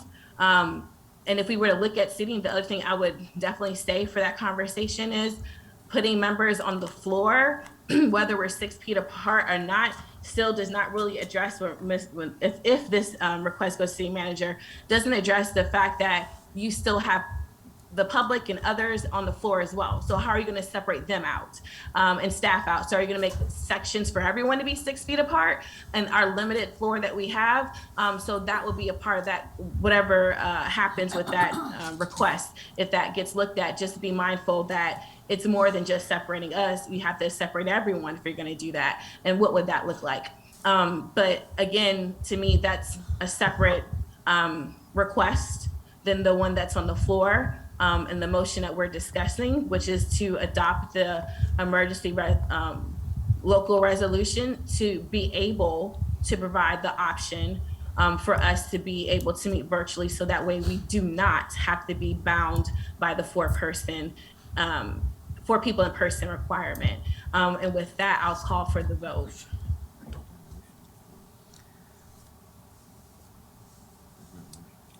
Counselor Gore? No. Are you finished? Yes. Called for the vote. Okay,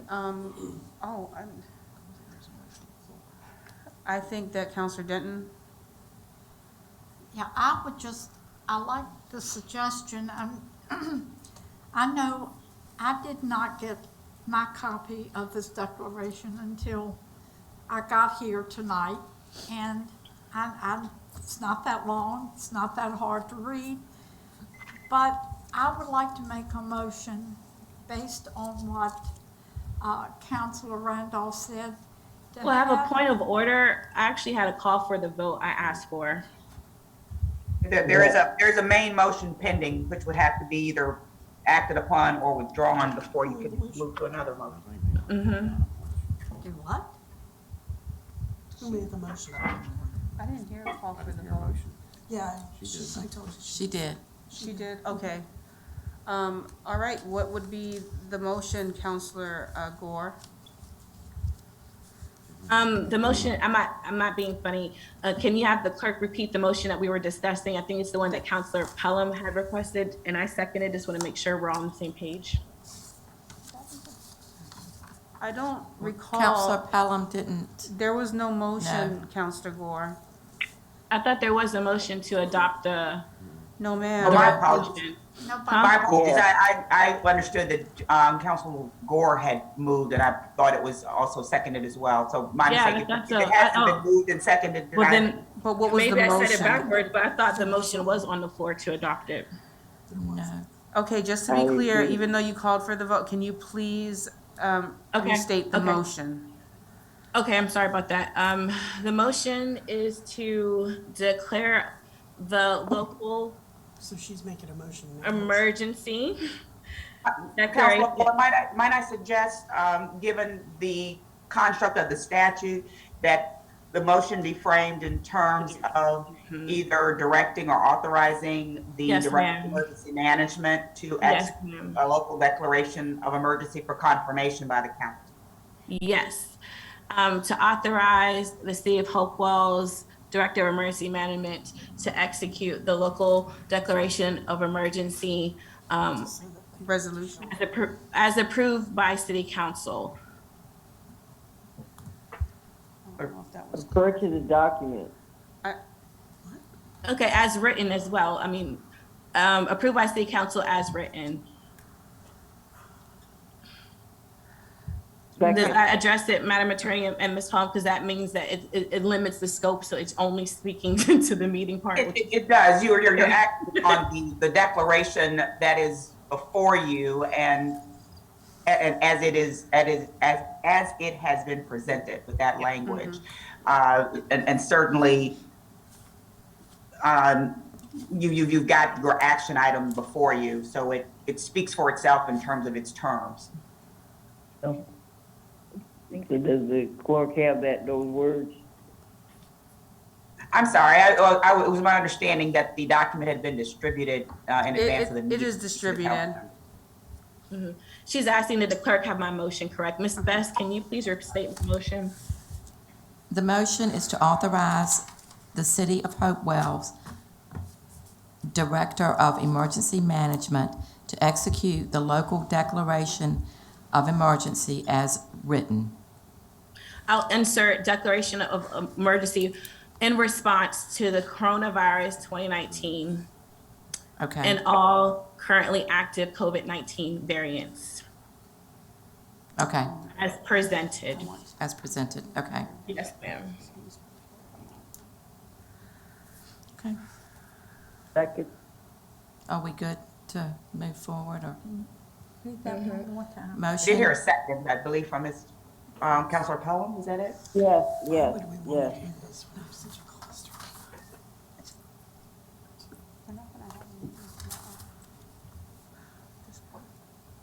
Do you want me to repeat the motion? Is Yes, that what you? ma'am. Okay, I'm sorry.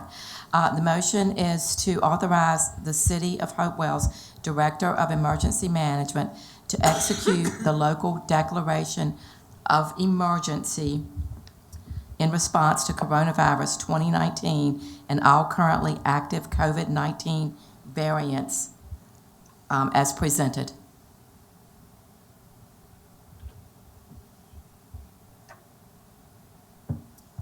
Are we good, Counselor Gore, with that? Yep, that's fine. Okay. The intention is clear that it's with the limited scope. Thank you. Uh-huh. Okay, so it was motion made by by Counselor Gore, seconded by Counselor Pelham. Is that correct? I did, Counselor Pelham, did you second this motion? Yes, yes, Okay. ma'am. Okay. It is up for discussion. Counselor Randolph? I just was sent a text that Henrico has declared a local emergency for through their Board of Supervisors tonight. Really? So then See, that's- we're But it was ahead of the just- curve. It Look was at that. just said. It just done. happened just now, Counselor Randolph? Yeah, that just came What over in my feed. What happened? She Channel said 12, Henrico just Channel declared their own 12 emergency. has just put it out.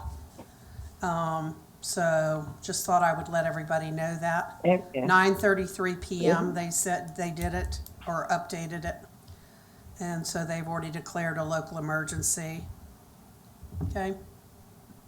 Just thought I'd Okay, mention that. thank you. Roll call. Counselor Randolph. No. Counselor Holloway. Yes. Vice Mayor Parton.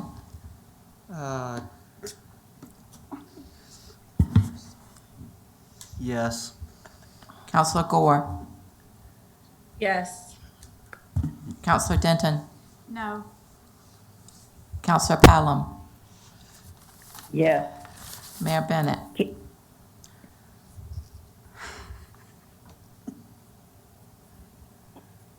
Thank you, Vice Mayor Parton, for not letting me be the swing. But I'm going to say yes. Motion passes, 5-2. What was the count? 5-2. Vice Mayor Parton, excuse me. Thank you, guys. Motion passes. Thank you. If we can get Molly, if you can get the city manager to go ahead and sign the resolution. Sure. All right, moving He's on. already signed it. Mr. Terry. Mr. Terry has prepared a very I don't like detailed report for us this evening. If we can wait for him to finish before we ask questions, that would be great. Good evening, I have a Mayor. question. No, ma'am. I have a question. Ms. Pelham. I'm sorry. Is your question pertaining to Mr. Terry's report this evening? Yes, Okay, page 3, it's a general question. You can answer real quick. Mr. Terry. Yes, ma'am. I think it's on page 3. On different parts of the report, you have single audit report.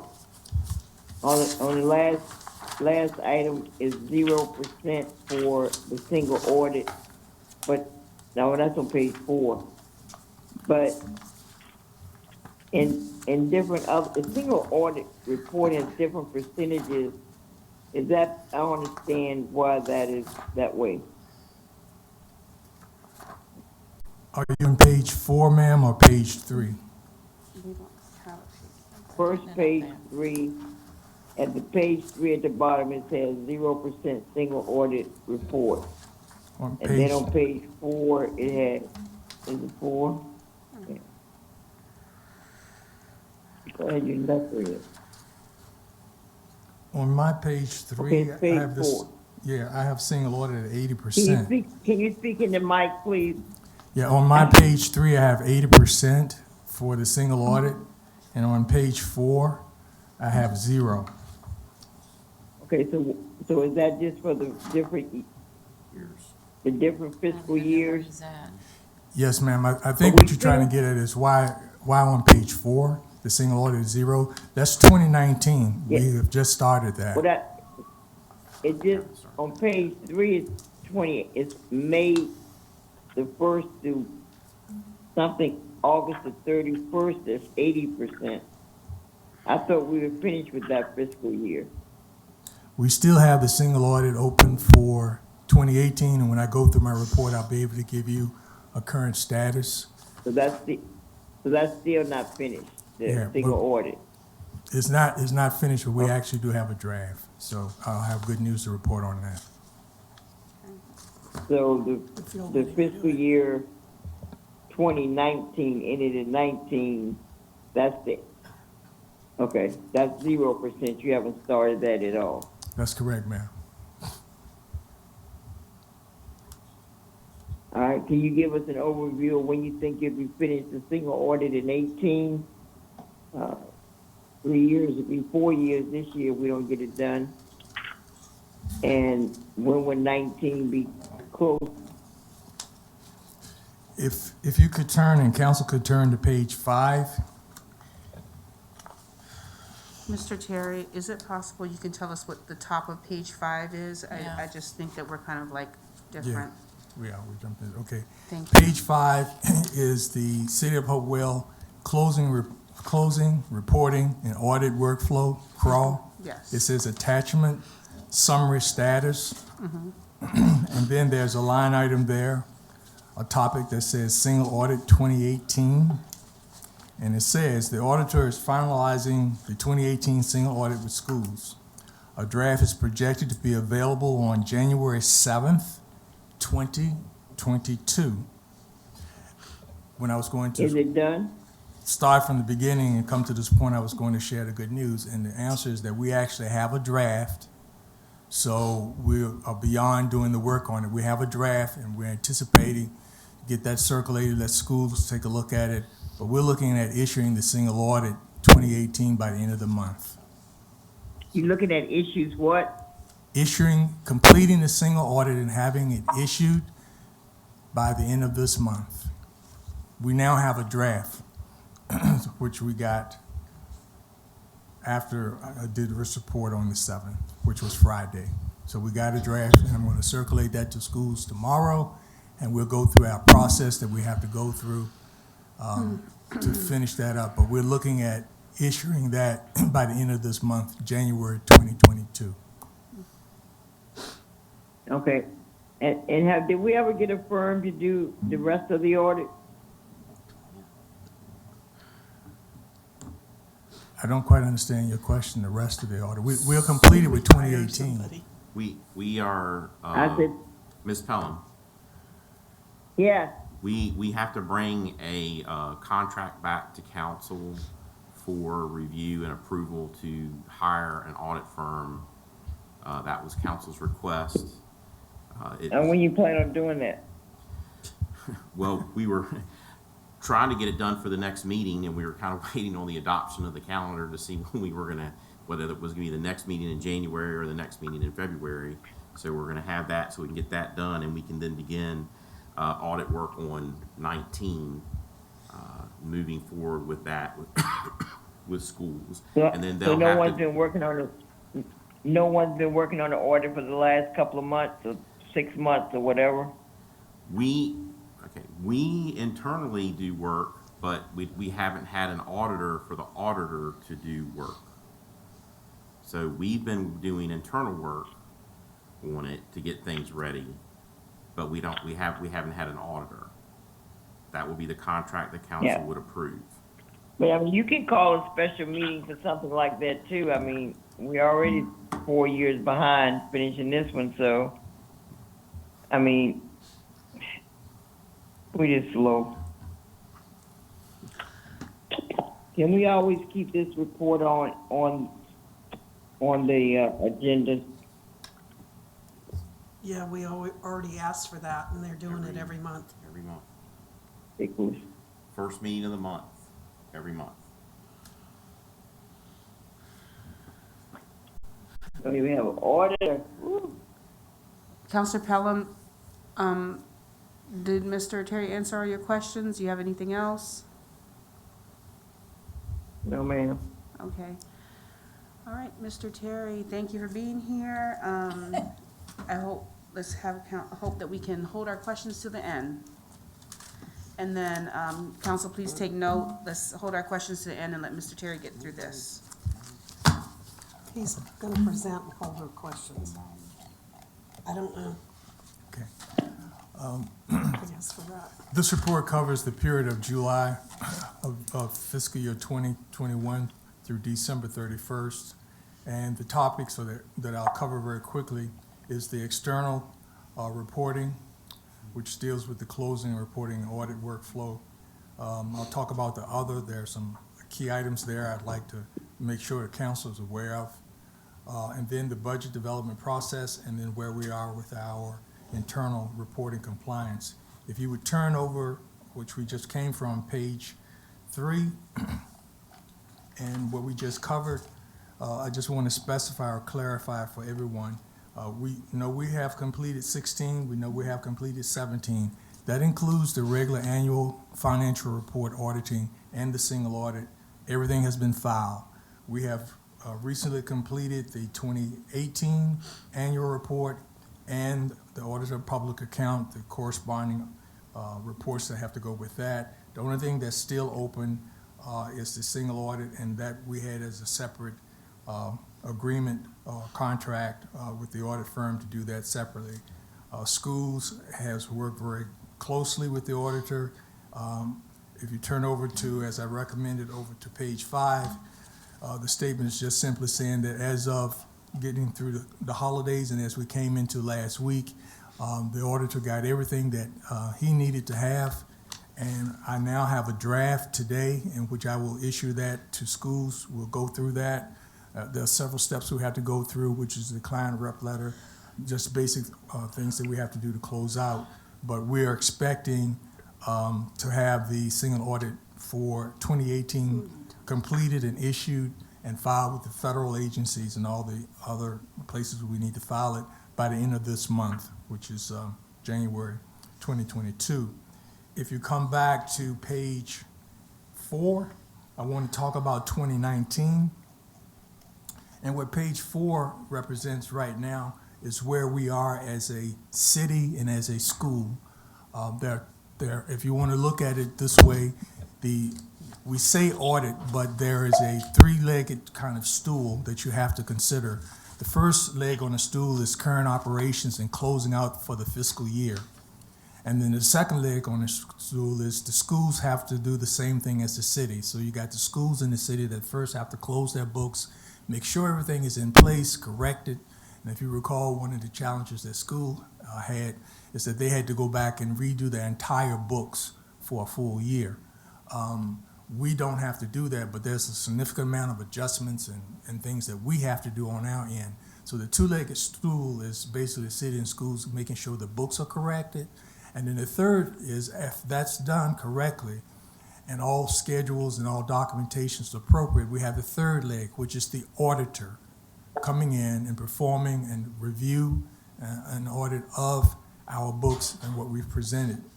Right now where we are, our auditor for 2018, we do not have an auditor of record.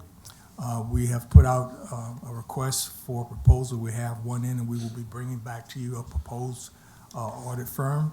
But for now, what we started to doing back in, really back in September and August, is as the city, we began to proceed closing the books and getting the data cleaned up for 2019. We have run into some unusual occurrences. The auditor had pointed out a lot of things in the 2018, which gave us an opportunity to know that there's a significant amount of data that we have to clean up if we're going to get a clean opinion, particularly in the tax receivable area, cash reconciliations, and a couple other areas. So we as a city has started digging into that, and I will just close with this key point. We determined that there was a significant amount of accounting adjustments and analysis that had not been performed, in some cases, in one category of the tax receivable since 2006. And so we had to put an individual on that. They've been on that for about 5 to 6 weeks. We think we got that nailed down. So what I'm saying is there are things that we're doing on our side before we even engage an auditor that needs to be done. I do not know the position of schools. I have had a lot of very positive discussion with them because of the Munis implementation. I've made it clear to them that they got 3 initiatives: operations, Munis, and the annual financial report to do within 12 months, because we want to get this done, all 3 of these audits, as soon as possible. But that's where we are. So the percentages here really reflect what I have been able to talk to the treasurer, where cash recons, the status of that, where I know we're closing the books in different areas of the city, and how we're handling some of the most current GASB related to pensions and OPEB. So I just close by letting you know that that's what we're doing. We're not waiting. We're trying our best to move forward. Normally we get a schedule from the auditor of things that we need to do, but some of the things we know to do, we're doing. Fixed asset is another key. That's a major piece of financial statements. We're working very diligently to get that totally taken care of so that that's not out there. If we go over to page 6, we're now into the category of other. And what I just wanted to make you aware is that particularly when you come down to the W-2, where we are at this point, we've completed the 100% related to performing assessment and planning. That's just a term on a sheet of paper, but my staff, we are not deep. We have basically one payroll individual, and I have some cross-trained folks to get in there. We have to sit down and work with Munis each year for the changes in the W-2s, and of course, we're in a new upgrade version of Munis. So we went through a very rigorous process this past December and late November to make sure that we're ready for the W-2. So that's what that line item, I wanted to point that out to you. And so now we're in a position where we have to implement, which is the next one down. Another key factor is that we're current in our monthly reporting of reimbursements for the state comp board. And when we come down to the very last line under the coronavirus, you see that 100% in the third column, the 50% in the third column. I'm sorry, Mr. Terry, can you see if that we're? I have no idea what we're I don't know seeing. where we are. Okay, on There's no page, page. on page 6, There's no page number, so that's why I'm not sure if you're page 6 Okay, is if my you would- page 6. if you would go Down. tell where you are up there. No, What is that noise? Go back. we don't Go hear it. back. It's her mouth. No, Oh. go the other way. Oh, Yeah, go. Okay, stop. Just scroll down a little bit so you can see the bottom. I think that's what that is. Okay. That's totally- Okay. The coronavirus. what about page 6? Coronavirus, at the very Yes. bottom, you're looking at final reporting compliance as of December 31st, 2021, and it shows that we're at 50%. I wanted to make sure that everyone was aware that this report is covering the period from July to December 31st, but the state requirement is by the 5th of January 2022. We had to file our final report to the state. So this was what the situation was at the 31st of December, but I want council to know that we have met that filing requirement for the CARES. Oh, And I thought that was You significant. said we missed the deadline and we made it. We have made the deadline. The deadline was January the 5th for the complete reporting. I reported at the end of December that we were 50%, meaning we got all of the instructions and all of the information from the various departments. But I'm telling you today before you, just so you can have a comfort level, as of the 5th of January 2022, we've met the reporting requirements. If you turn to page 7, no, I'm sorry. If you go over to page 8, that's dealing with a line item that says debt service payments. I do want to focus on this. I think it's important for council to know, and I believe the treasurer is still here. Down. Okay, on page 8, I apologize, Right there. I didn't say the page she's got number. Okay, there's a line item there that says debt service payment, and I'll read it. Due to the December holidays and transitions within the treasurer's office, finance in consultation with the city financial advisor, Davenport, and bond counsel determined it would be in the best interest of the city to take all necessary steps to ensure fulfillment of our covenant responsibilities regarding timely January 22 debt service payments. Debt service payments were completed by the treasurer, that is the outgoing treasurer, as requested by finance. And the reason we took that advance action is that we had two things we were thinking about. One, the level of asset and knowledge that the outgoing treasurer had in getting the bonds and all of the debt service lease and all of the bonds done. And then two, we had an incoming treasurer, and we wanted to give her an opportunity to settle in. At this moment, she only has one to deal with in January, and her first full round will be in February. So we were doing our very best that we knew to pre-plan and make this happen. So we are in compliance, and I wanted to also make sure that I gave recognition to the outgoing treasurer for that short window there from the 14th of December to the 18th, but she helped me make all that happen 12/31 before she left. So I want to make that acknowledgement. And did the bond payments come out of what fund? That's where we have our debt service, We didn't have to go into any reserves to pay for this bond early. No, that's not the case. Okay. We budgeted for that. Okay. Thank you. Sure. And if we can just go over to page 14, which is dealing with the budget,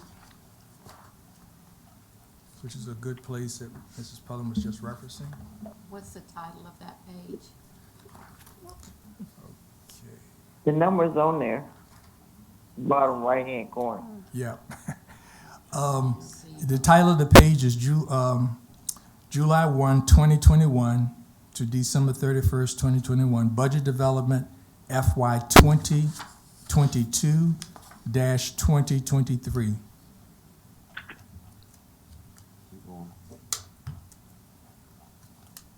And I'll wait for the clerk to get there. So it's FY 2022-2023. Right here. Yes, ma'am. Very quickly, the process for this budget development cycle is to perform the assessment, and under that is the annual operating budget, capital project, and the CIP, capital improvement plan, and then, of course, moving down, drafting the budget calendar, and as we go forward. Just to stay focused on where we are right now, the task for the annual operating has been completed.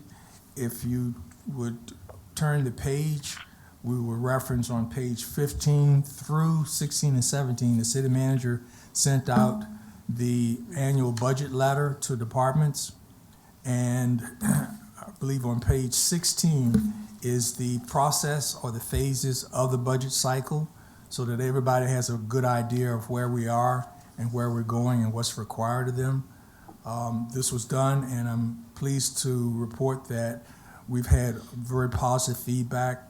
We had one of two folks that, actually couldn't hit it right on the 31st, but we worked with them. Also, again, with the new treasurer in the room, I want to say that she was very communicative with myself and my budget analyst, asking all of the right questions, and just really did a very good job of working with us, and we were working with her to make sure that she could get her budget in and live within her existing budget. So I do want to let you all know that. But we have one or two other departments that, because of COVID and things like that, quarantine, that we've had to be very mindful of that. But we've had a great response to that. Lastly, if you would turn to page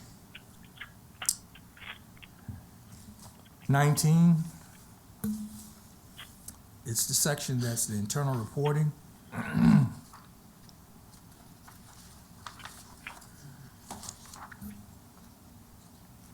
So on page 19, the topic would be the next one, Madam Clerk. Here. Go the other way, yeah. Go up. Go, yeah, Transfers. okay. Yeah, that's it right there. Page 19, transfers. I'd like to report that there have been no cross-fund transfers for the period of July 1, 2021 through 12/31/21. And that concludes my report.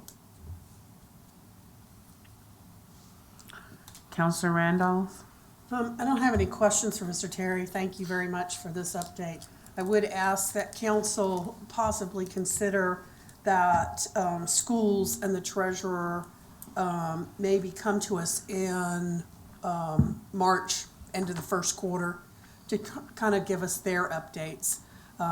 They certainly are a big part of what we see every year with our audits, and I'd like to know from the new treasurer how she's feeling about things that are going, and, you know, some of the previous findings, if we're able to get through that. And I'd like to know from the schools kind of the same thing. They had to recreate their entire budget. We don't want that to happen again. And so I'd like to know from them kind of where we're going, if council will agree to that. I think that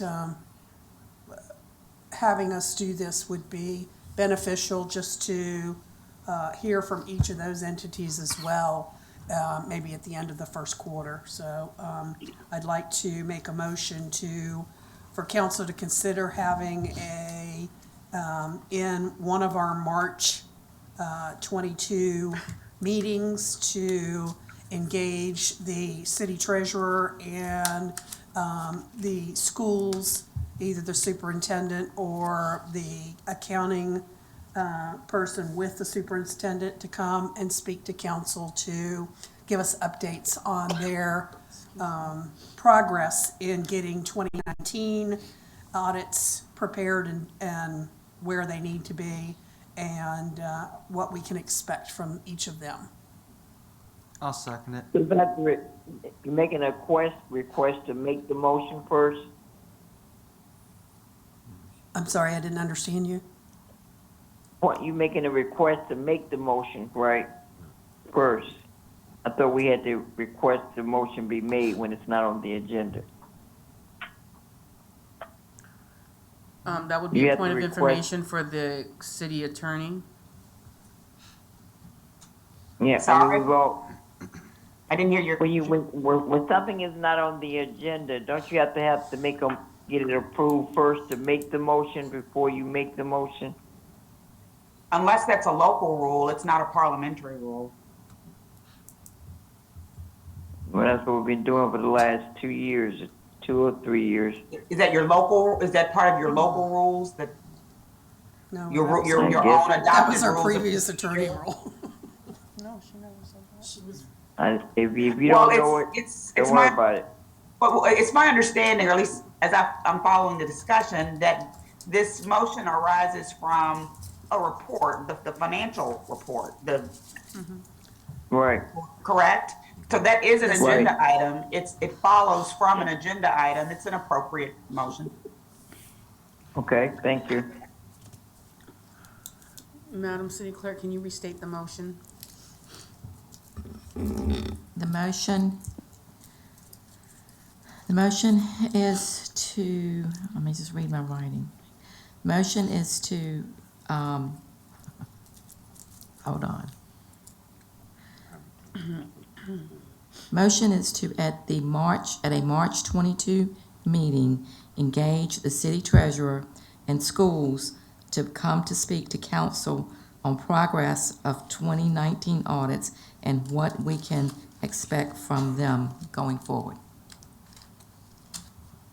Is that correct, Councilor Randolph? It's close. Can you please give a clear motion, Yeah. Councilor Randolph, for the record? And I guess I should just give us one of the March dates. What's the first meeting in March? Just Sorry. about the calendar. Yeah, I don't have it, I've got it so torn up. I don't March know. 8th. March 8th, yeah. March 8th, request the presence of the current treasurer, or the city treasurer, and the superintendent of schools, and/or the superintendent and finance or accounting person, whatever they call that person, to attend city council and give us updates of their departments with attaining 2019 audit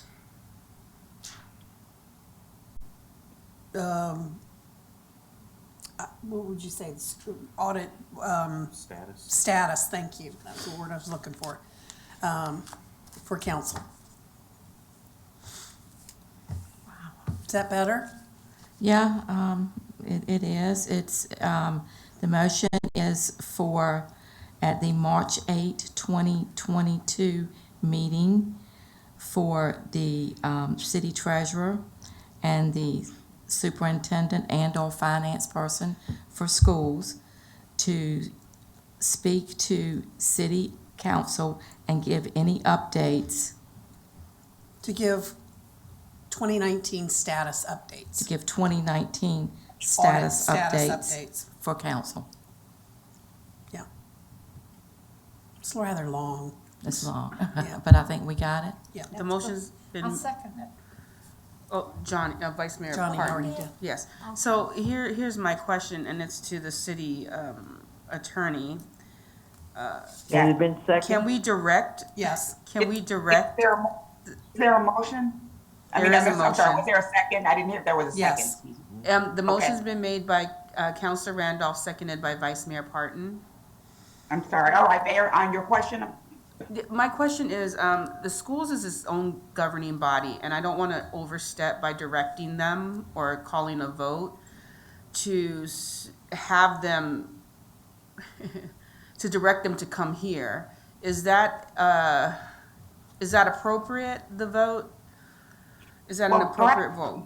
well, perhaps it's my fault for misunderstanding what was being requested. I thought that the counselor's motion was a request of city staff to obtain certain information that would allow staff to give council an update. And that would be No, city staff no, obtaining that ma'am. information. Is that not correct? No, I was asking for the city treasurer and for the superintendent of schools to give us an update of where their departments are.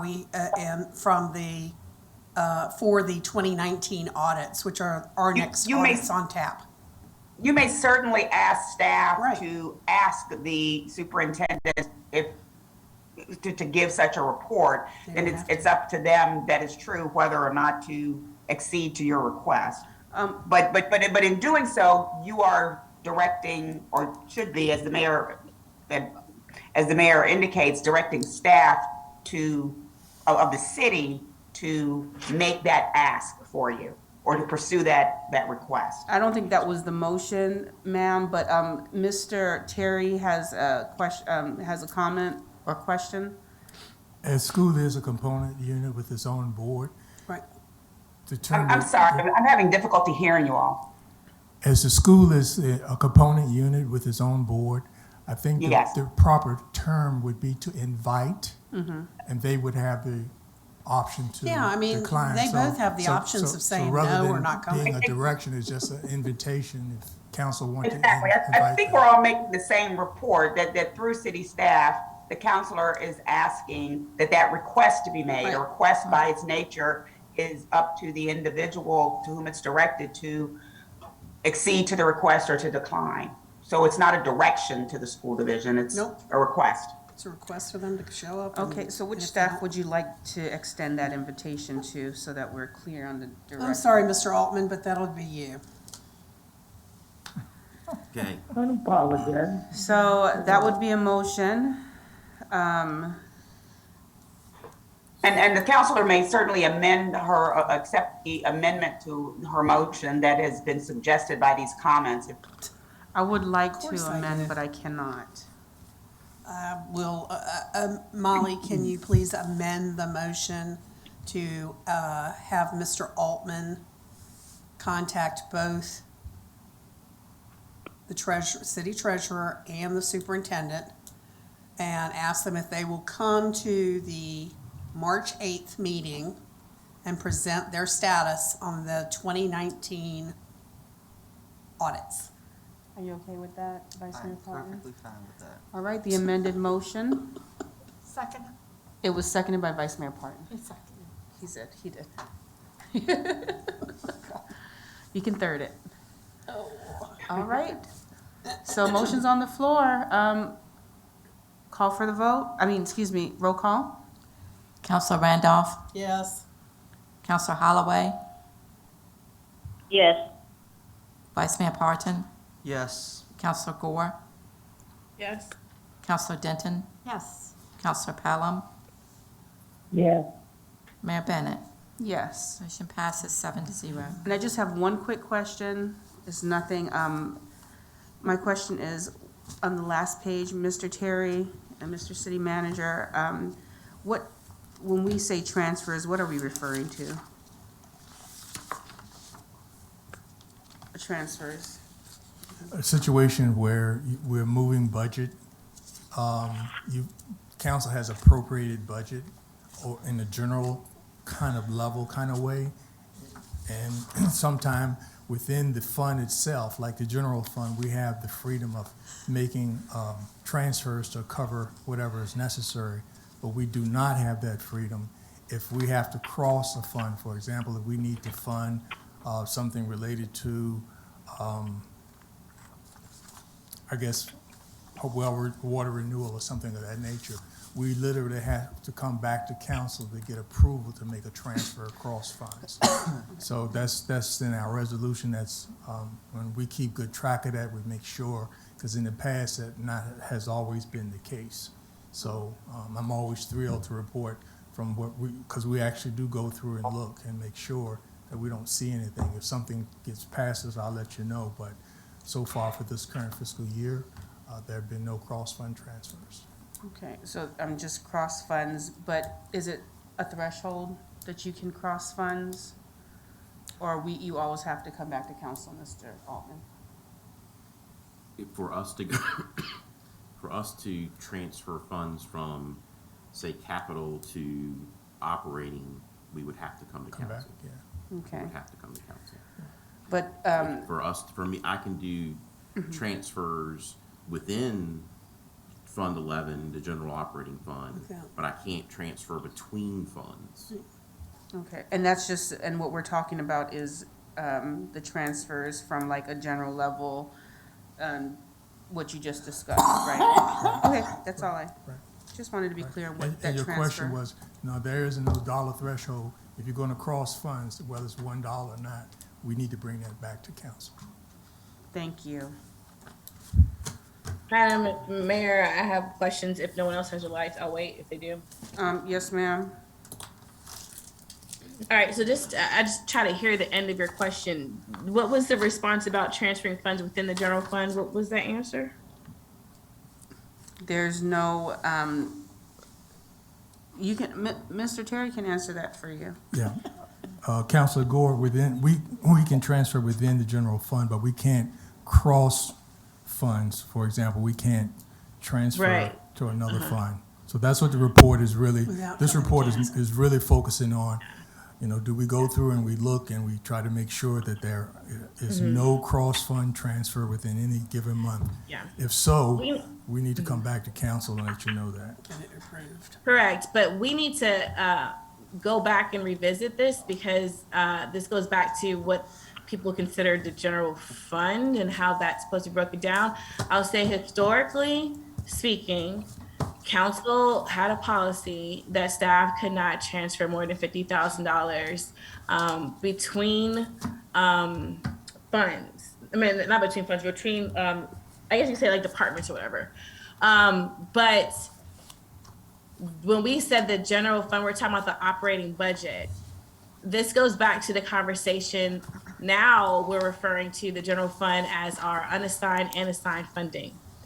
So we need clarity on that because historically, whenever we mention the general fund, we always kind of refer to it as our, not just the operating budget, right? So since the general fund includes assigned funding, which is our operational budget, and unassigned funds, and then our rainy day fund, if I understand you correctly, technically, are you saying that you can move unassigned funding to the operating budget at any time because it's all within the general fund? No, technically, I think you got your concepts mixed up. Okay, can you explain it? Moving money in the fund balance rank requires us to come back to council. We can't do that. The policy. You said moving what? You said, so the operational budget is housed in the general fund, correct? The operational budget is the general fund. Correct. The issue that you are looking at, and I understand why you would look at it that way, and I appreciate it, you're talking fund balance. And within the fund balance, under the general fund category, you have the assigned fund balance and the unassigned fund balance. Right. In order for us to do anything with the fund balance, we must come back to council. That's not something that's an option. Right. So, but just not to belabor this, but technically, you said in the general fund, you have fund balance and unassigned fund balance, but it's all within the general fund, and that's what I just said, right? So it is all within the general fund, correct? Correct. Okay. So just to reiterate, we're both on the same page that the general fund includes fund balance and unassigned funds. What you're saying is that although there is no limitations, you cannot alter the operational budget, which is the fund balance with unassigned funds. Is that what you're saying? No, ma'am. Again, Okay, say it again. the concept you're bringing in doesn't match. The operating budget for the general fund is what you all have approved. Clerk, city manager, finance, that's the operating budget, period. Right. Just period. That's it. Right. What this report is addressing is that there is any transfers, or we have the authority to transfer within the operating fund. Fund Right. balance is not an operating fund. Okay.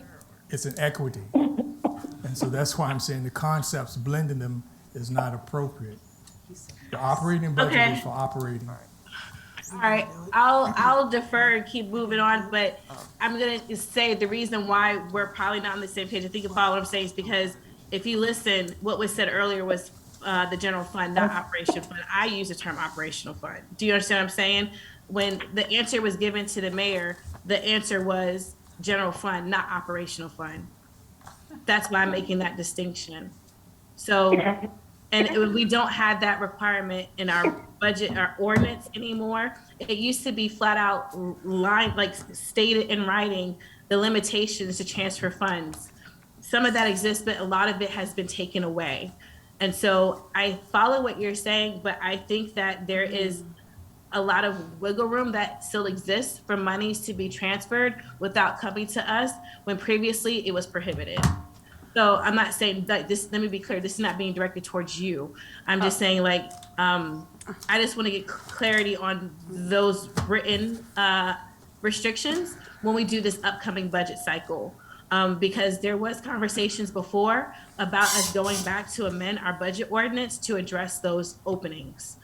So whatever terminology that is being used now, I'll talk to you offline if I can to make sure I'm on the same page as you, so I can ensure that what I'm talking about is written down, if that makes sense. Okay, so Counselor Gore, are you okay to just have this as a work session prior to us starting Yeah, this I think budget? Because I think even if you do talk offline, your understanding and we want to all, as council, have this information. So. Sure, I Okay, can make so- the recommendation. Okay, a recommendation for us to have this as a work session, just to be some Yeah, guidance and on for what the- this is? After all of Yeah, our if you don't open mind, can I meetings. ask that after I ask my other question? If you don't mind, if I can please hold that, because that recommendation would also need the city attorney involved, and I can give her our old resolutions, how we framed that verbiage I'm talking about, and then she can compare it to the one that we use now, and she can see the difference. But if you don't mind, if I can hold that, because I have to ask Mr. Terry another question. Mr. Terry, I was trying to follow you in your presentation. You said that the CARES Act reporting, you said that you're up to date with that. So I asked Mr. Altman earlier to give us the update on the money that we expended. Would that be that report, or would there be another document that we would get? Okay, so let me be clear on what my report is. We're current with the Commonwealth of Virginia reporting, January 5th, 2022, and unless we get something back from them saying we need to amend our report, I just wanted you all to know that City of Hopewell has met its reporting requirements.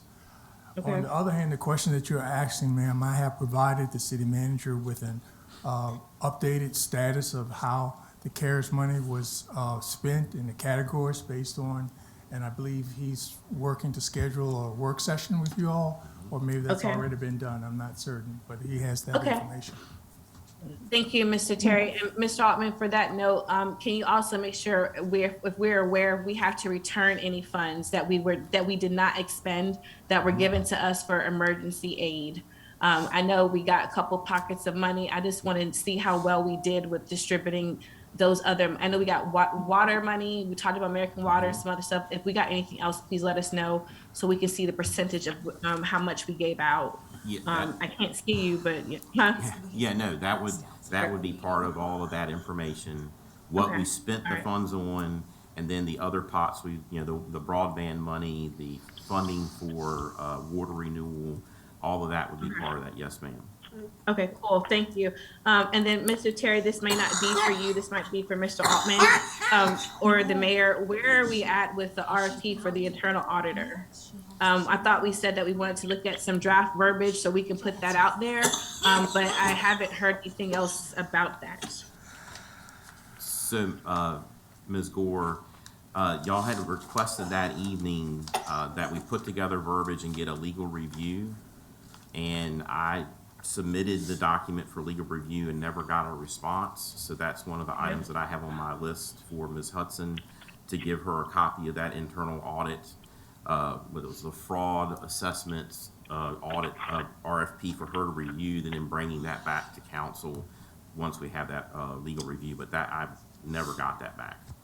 Okay, so it's the internal auditor in addition to the fraud waste, is that what you're talking about? Yeah, that- Because the fraud waste is separate, right? Yeah, it was, we kind of, Okay. well, we had, you asked that evening for a legal review for that. and- Oh, yeah, I know what you're saying. Yeah. Okay, thank you for that clarification. And my last comment, before I just make the motion for the work session, if that's required.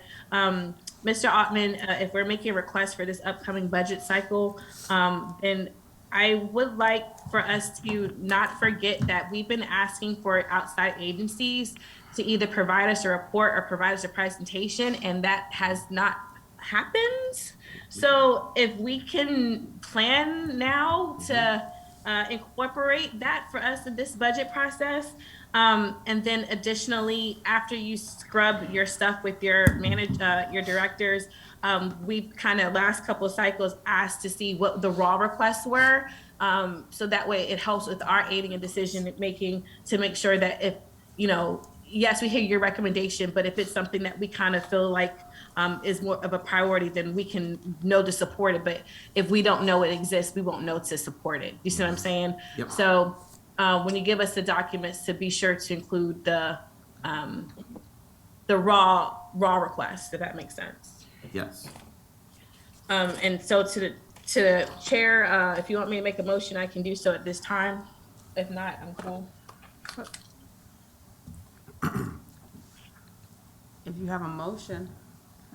Sure, I move that, whether it could be, we already have, March full? Because I know Councilor Randolph had asked for something in March, but was that the beginning of March or was that the end? first meeting. The first meeting, the 8th.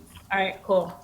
So I move that City Council hold a work session for the second meeting in March to discuss the budget resolution framework as it pertains to authorities and limitations related to the transferring of money. Second. Motion's been made by Counselor Gore, seconded by Counselor Randolph. I have a discussion question because I need clarity.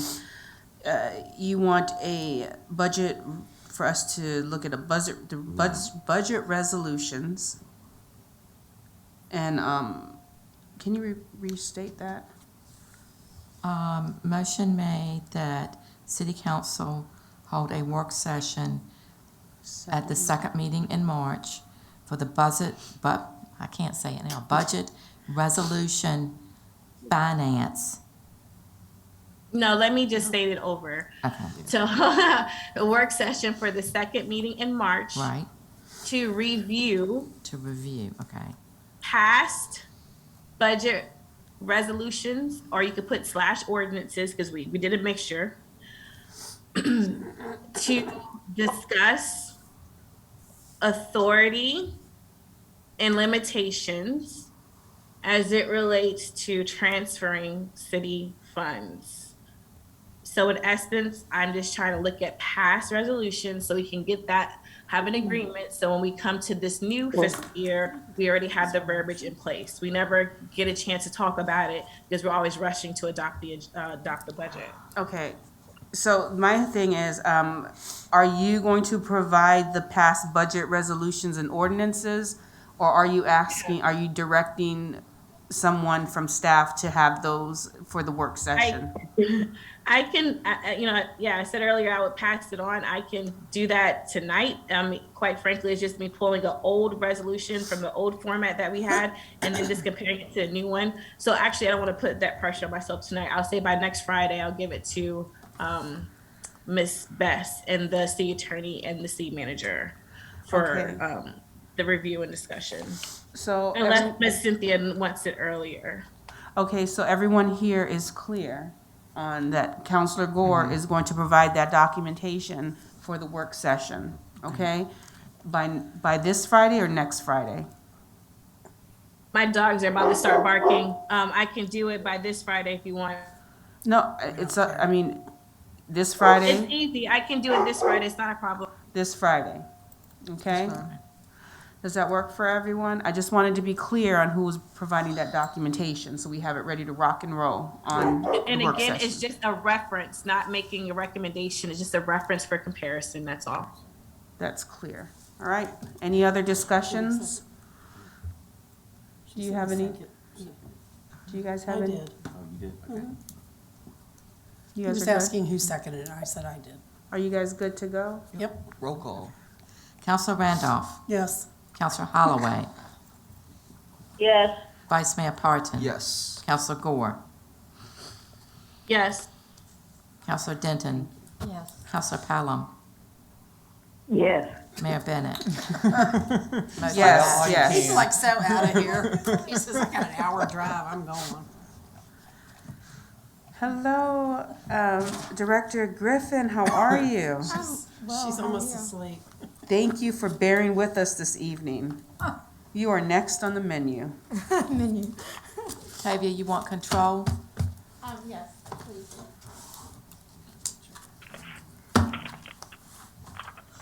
We had a meeting like this in years. We what? I know. Meeting like this is weird. Oh.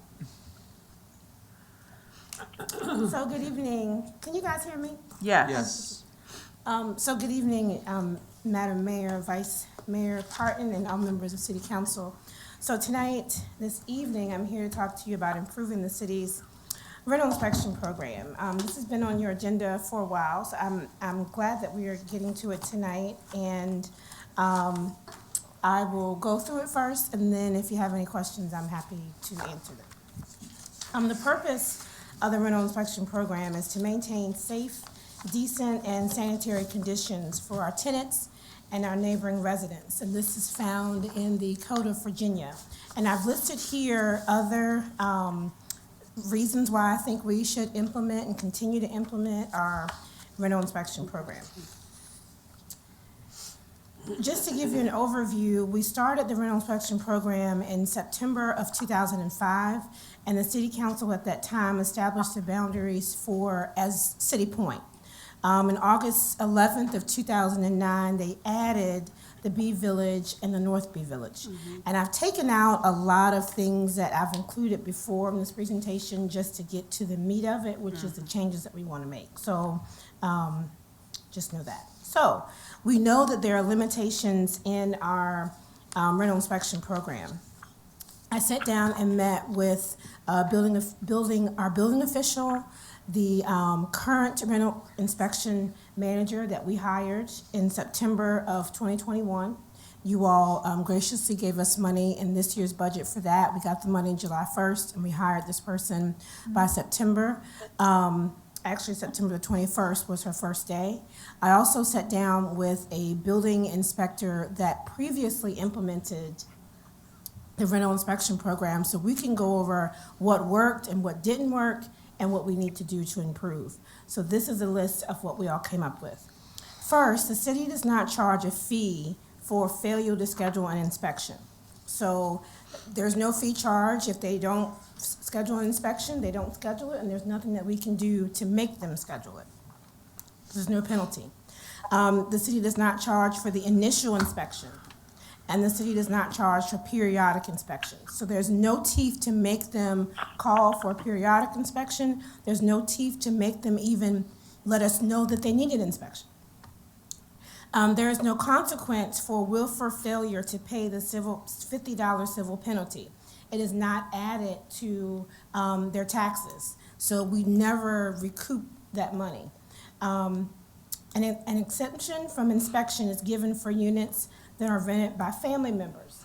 However, there's no way to prove that the person's a family member. So you get it. There are only 2 districts that have been adopted and designated as rental inspection areas in the city. We know that we need more.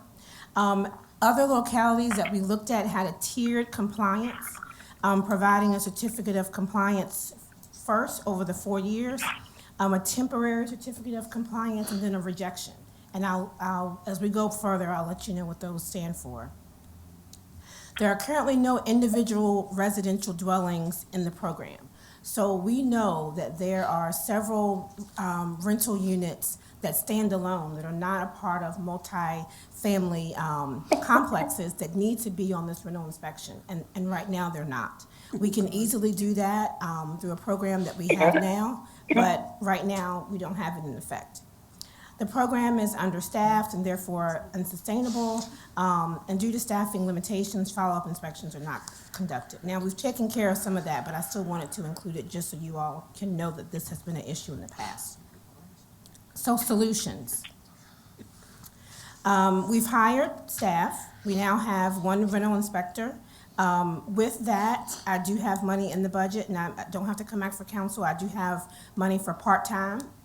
Before we had this, when we had the rental inspection program going, that person resigned, so we would hire a part-time person. That part-time person is to keep up with all of the paperwork that is required for this program, and it is a lot. If you want to know what it is, I will be happy to tell you those things.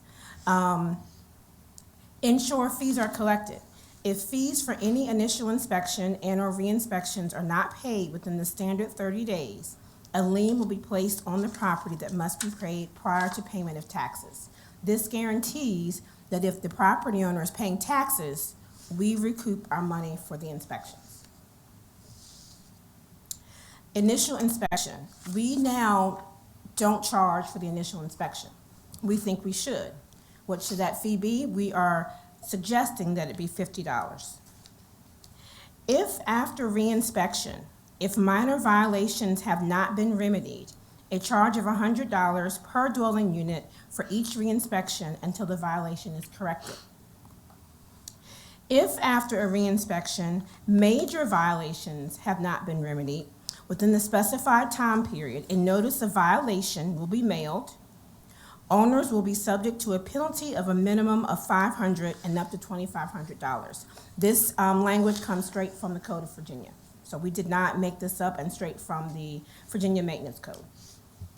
The Virginia Statewide Building Code allows a locality to fine an owner who fails to comply with a notice of violation within the specified time period, not more than $2,500. Each day the violation continues, it is considered a separate offense.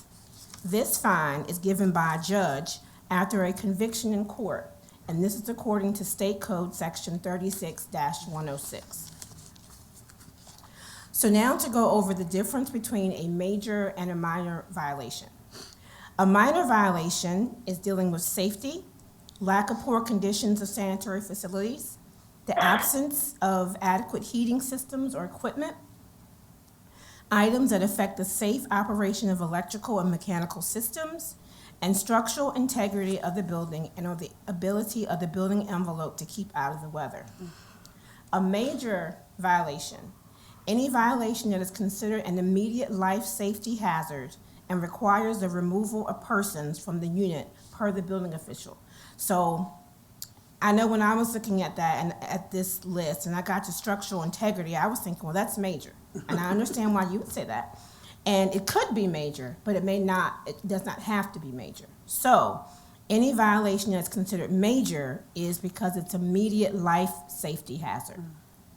And it requires the removal of the person because where they're living is unfit for human habitation. The authority to deem a violation minor or major is given to the building official, and that is in the state code.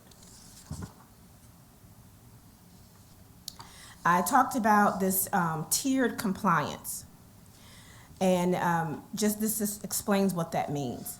So now in our ordinance, we have a certificate of compliance. That is given for 4 years. A certificate of compliance can be revoked if violations are found within the 4-year grace period. So for example, if there is a resident or a tenant who calls and says, my landlord has these violations, and we go in and we find that there are violations, we then can revoke the certificate of compliance. And that means instead of waiting 4 years to go back into the unit, we can go back quicker than that. And right now, we have 4 years, but there is no physical certificate given, okay? Temporary certificate of compliance. Currently, we do not have a temporary certificate of compliance. We can. This is done in several other localities. This certificate is if we have found violations when we go out for the inspection. If we find violations, we give them a temporary certificate of compliance. It is good for 1 year.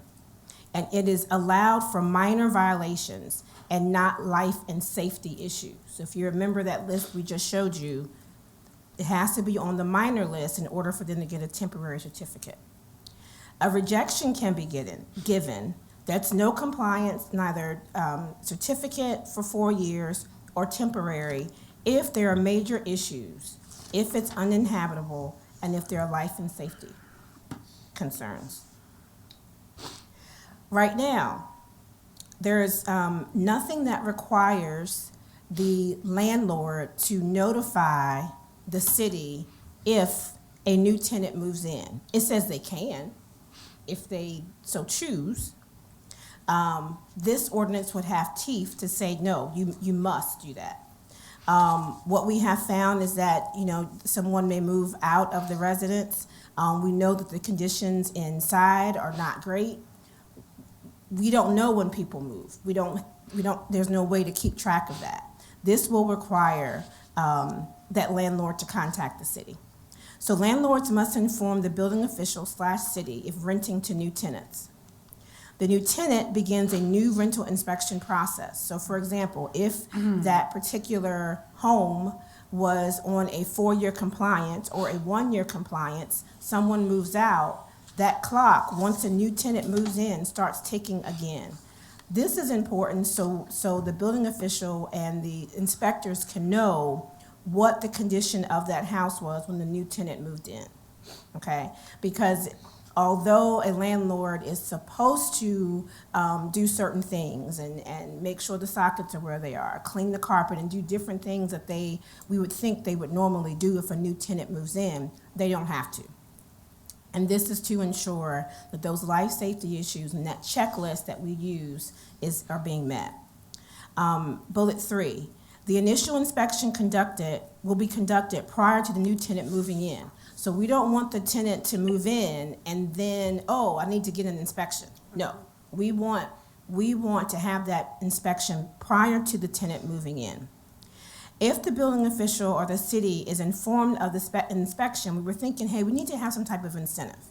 So if you tell us and if you do what you're supposed to do, that $50 fee will be waived, okay, if you have a new tenant coming in. But if you fail to inform the building official, it will result in a $500 penalty collected by the city, not the judge. And that's important because if you remember on the previous slide, there was an area where the judge had to give the penalty.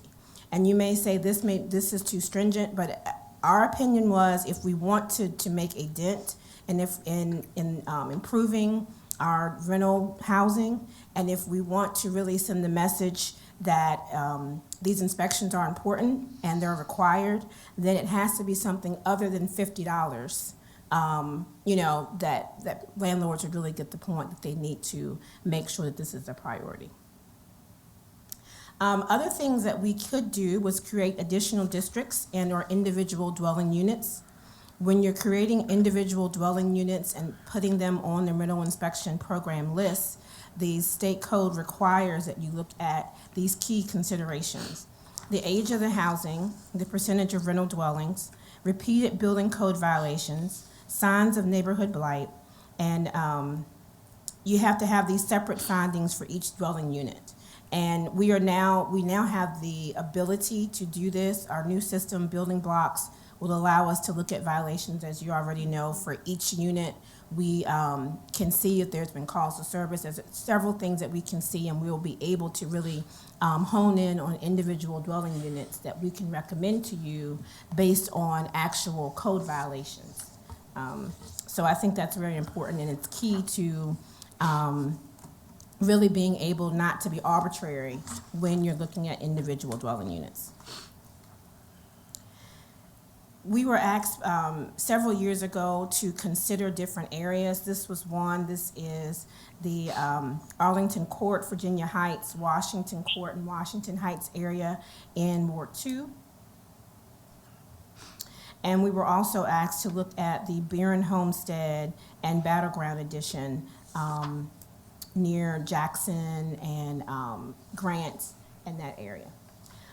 Our next steps is to have council ask us questions, we give you feedback on what we have presented, and then for council, when they feel comfortable to endorse the proposed revisions, we would send those revisions to the city attorney in the form of an ordinance, and we would have a public comment period and hold that public hearing and then make the changes to the ordinance.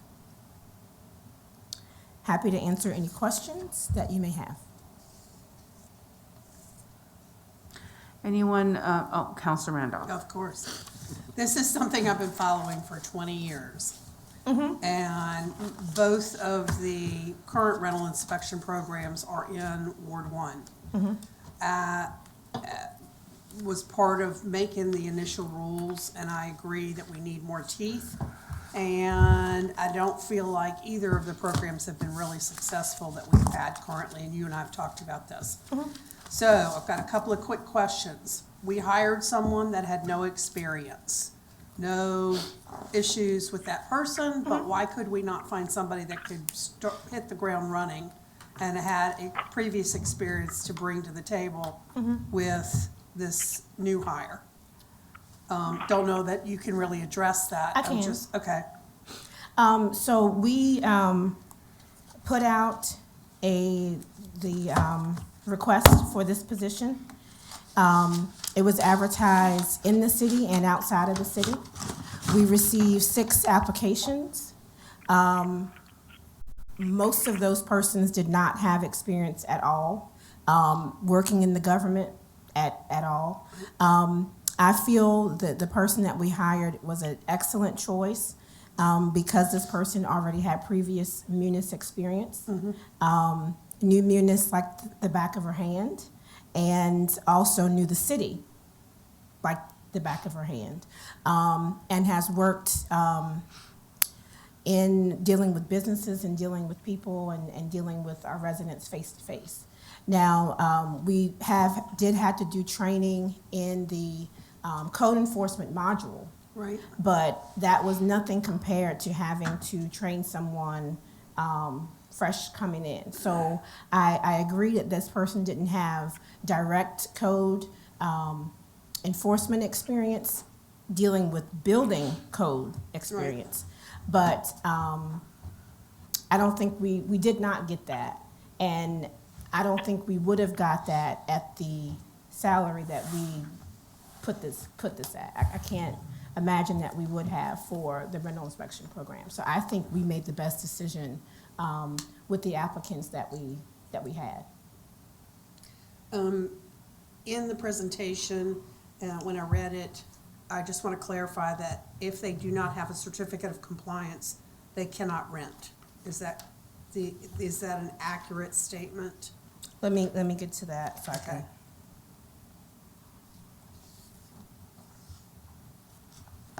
Yes, if they get a rejection, they cannot rent that unit. Okay.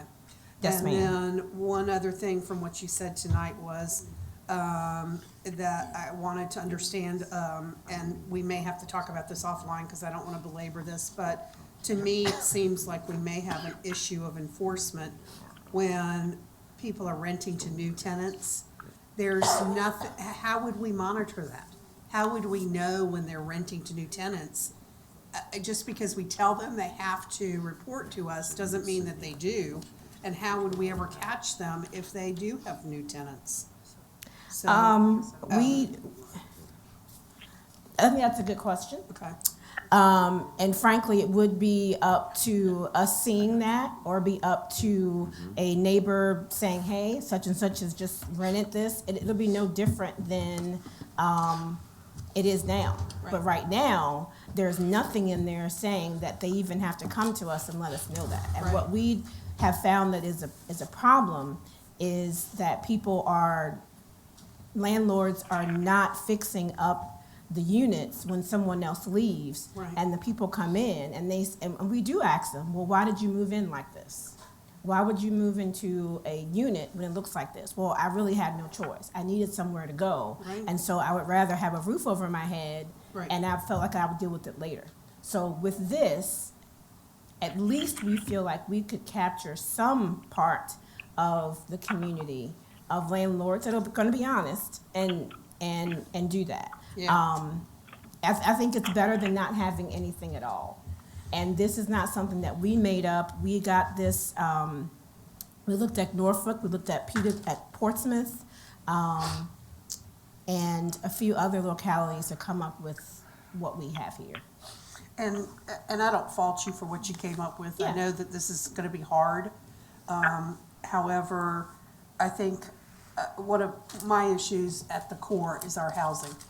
And, I look around as I drive through the city, and I wouldn't want anybody living in some of these houses that I see. So I'm anxious to see how these new policies and procedures will be implemented in the current areas. I'm certainly on board for us to get new areas in the city to also concentrate on, but I want to see this program be successful. And I don't know that you've already said you don't have staffing. We've got one new hire for this, and that's probably not going to be enough. Well, when we talked about this, we did think that it was best to implement these new things in the areas that we have now before we add new areas, to see if there's any kinks, if there's something Yep, about I what gotcha. we've put into place that's not going to work. I understand. So I do appreciate agree that, with and you. I don't disagree. I'm just, we've been doing this for 20 years, and we haven't really made any programs really successful yet, to the point that I think it's made an impact. I'd like to see, how we can keep people from renting if they don't adhere. Okay. And, that's going to hit them even more than the penalties that we could give them. You've raised those penalties, and I think that's very admirable, and that's good, because they need to have teeth. But preventing them from renting is going to be even more of a penalty for them. But thank you for sitting here all night and giving us this. I'll stop now so somebody else can go on. Thank you. Welcome. Is anyone that's on virtual would like to chime in? I do. I have quick remarks, I promise. Want me to go? Yes, ma'am. All right, so I'll just say, Director Griffin, thank you for the presentation. This hasn't changed in a long time, as Councilor Randolph was sharing, but within the last 3 years, really 2, was when we had a serious conversation about actually doing something about it. So the work that you guys did thus far to get us this recommendation, after we gave you guys some direction, I think is moving in the right, moving the way we need to go to. One of the things that I definitely support is, obviously, as you know, I've been advocating for us to expand the region, and an advocate to get that position. So I'm in support or favor of adding more positions, because we're not going to get anywhere without having people on the ground to actually do the inspections and go back and double check behind it. The one thing I definitely agree with Councilor Randolph shared was we need to find ways to prevent people if they're in violation of like our standards. But the one thing that, as you know, again, I can't see you, so hopefully you'll give me some type of acknowledgement if you're on the same page as me. But if you remember, Ms. Griffin, like 2 years ago, when I asked Ms. Robinson, our other city attorney, to look at how we could make this be applicable to their business license, right? Yes. That make them have parameters or guidelines to make it harder for them to be able to make businesses out of this and to put some restrictions on them. But Virginia Code explicitly gives a carve out to landlords, right? So we couldn't do anything Yes, there. I remember that. Mm-hmm. Yeah, we couldn't do anything there. And so when we looked at other stuff, it seemed like our hands were tied throughout the code to be able to do this. And so I think like the only other options we have is kind of what you're presenting, is putting some stiffer penalties, putting penalties in place, number one, and then making them stiff. So we do have another city attorney, is with us temporarily, and I'll ask for her, her experience working in government for a long time, if she also has any nuggets of information that she can pass on to you, for her to please consider that, because we kind of racked our brains about trying to find ways to actually make this be something that can be implemented and actually make a difference. So I support the fines and penalties and what you have presented thus far in order to try to get some movement, because we have a lot of landlords that do not need to be renting at all in our community whatsoever. Thank you.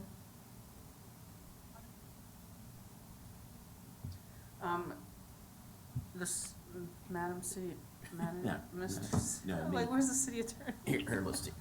Oh, If no one else has any comments. Mr. City Manager. So, Where's the attorney? yeah, I'm sitting in the other seat tonight, spreading out. So I was here and part of the team that developed the original rental inspection program, and went on tours to Portsmouth and Norfolk and to Alexandria. And I was also one of two people in a room at the John Randolph Foundation when we had a public meeting with all the rental property owners to roll the program out. We did all of this at the direction of council. So my only ask is, when, one, be aware that when we make these changes, heat will come. Mm-hmm. Heat will come. What happened to us previously was, after we made our presentations and presented what we wanted to do, the council at the time gutted all the fees and backed down to the rental community, and it resulted in the program that we have today that doesn't have any teeth. So just know, going in, there will be heat. You will get it. We just need you, if this is what you want us to do, to stick with us, because I can tell you, personal experience, standing in the John Randolph Foundation building that night when Mr. Archer and I presented the program to the rental community, I wasn't sure if Mr. Archer and I were going to get out of the building that night. So heat will come, but this is the way that you have to deal with it, because there has to be some penalty, and typically financial penalties or not being able to rent is where it's going to hurt, because otherwise we don't have any teeth to make things happen, because they just can ignore it. So my only ask is, as we move forward, and this is what you want us to do, stick with us so we can get there. Having had the rug pulled out from underneath me once before, a long, long time ago, I just asked that on Ms. Griffin's behalf.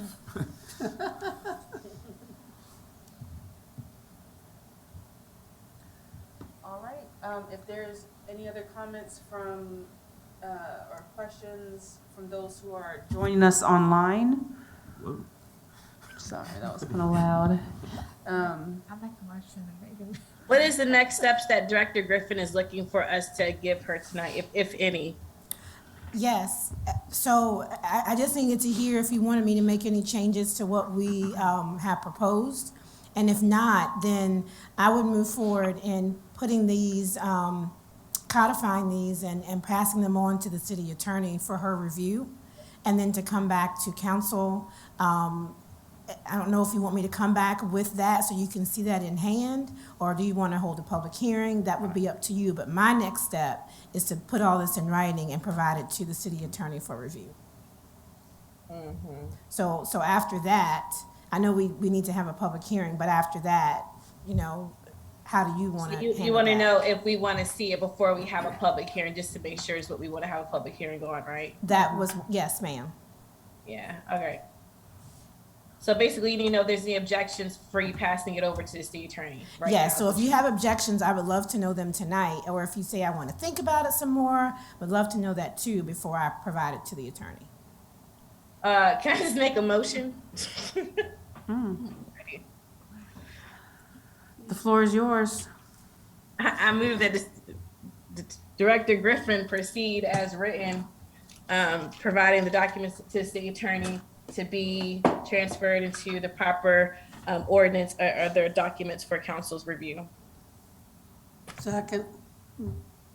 Okay, motion's been made by Counselor Gore, seconded by Counselor Randolph. Are you Am I the clear only with the one mo- awake? Are you? I'm are you awake. clear I on- just seconded are you the clear on motion. the motion? Yeah, I mean, Okay. Yeah. All right. Roll call.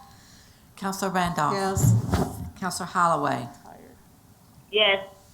Vice Mayor Parton. Yes. Counselor Gore. Yes. Counselor Denton. Counselor Pelham.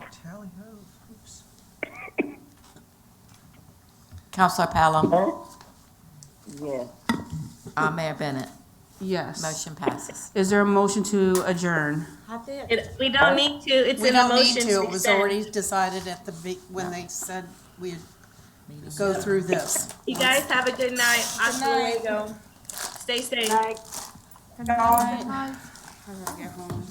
All right. I got a man. May as well just spend the night. I got that. Go get a hot tub. No, I'm just kidding. Where? At my house. Patience. I have a question for you. How long is it gonna be? Because I have a man waiting at 2 me. seconds. Come on, Molly. Oh, well, most of the time you don't give it to me. I do tonight. Okay. I do tonight. You got to ride, huh? I know, I Show told you her. this would be a short meeting. Yeah, what happened to your 9 o'clock thing? And then you voted for it. I know. No. That was before I came and found out we had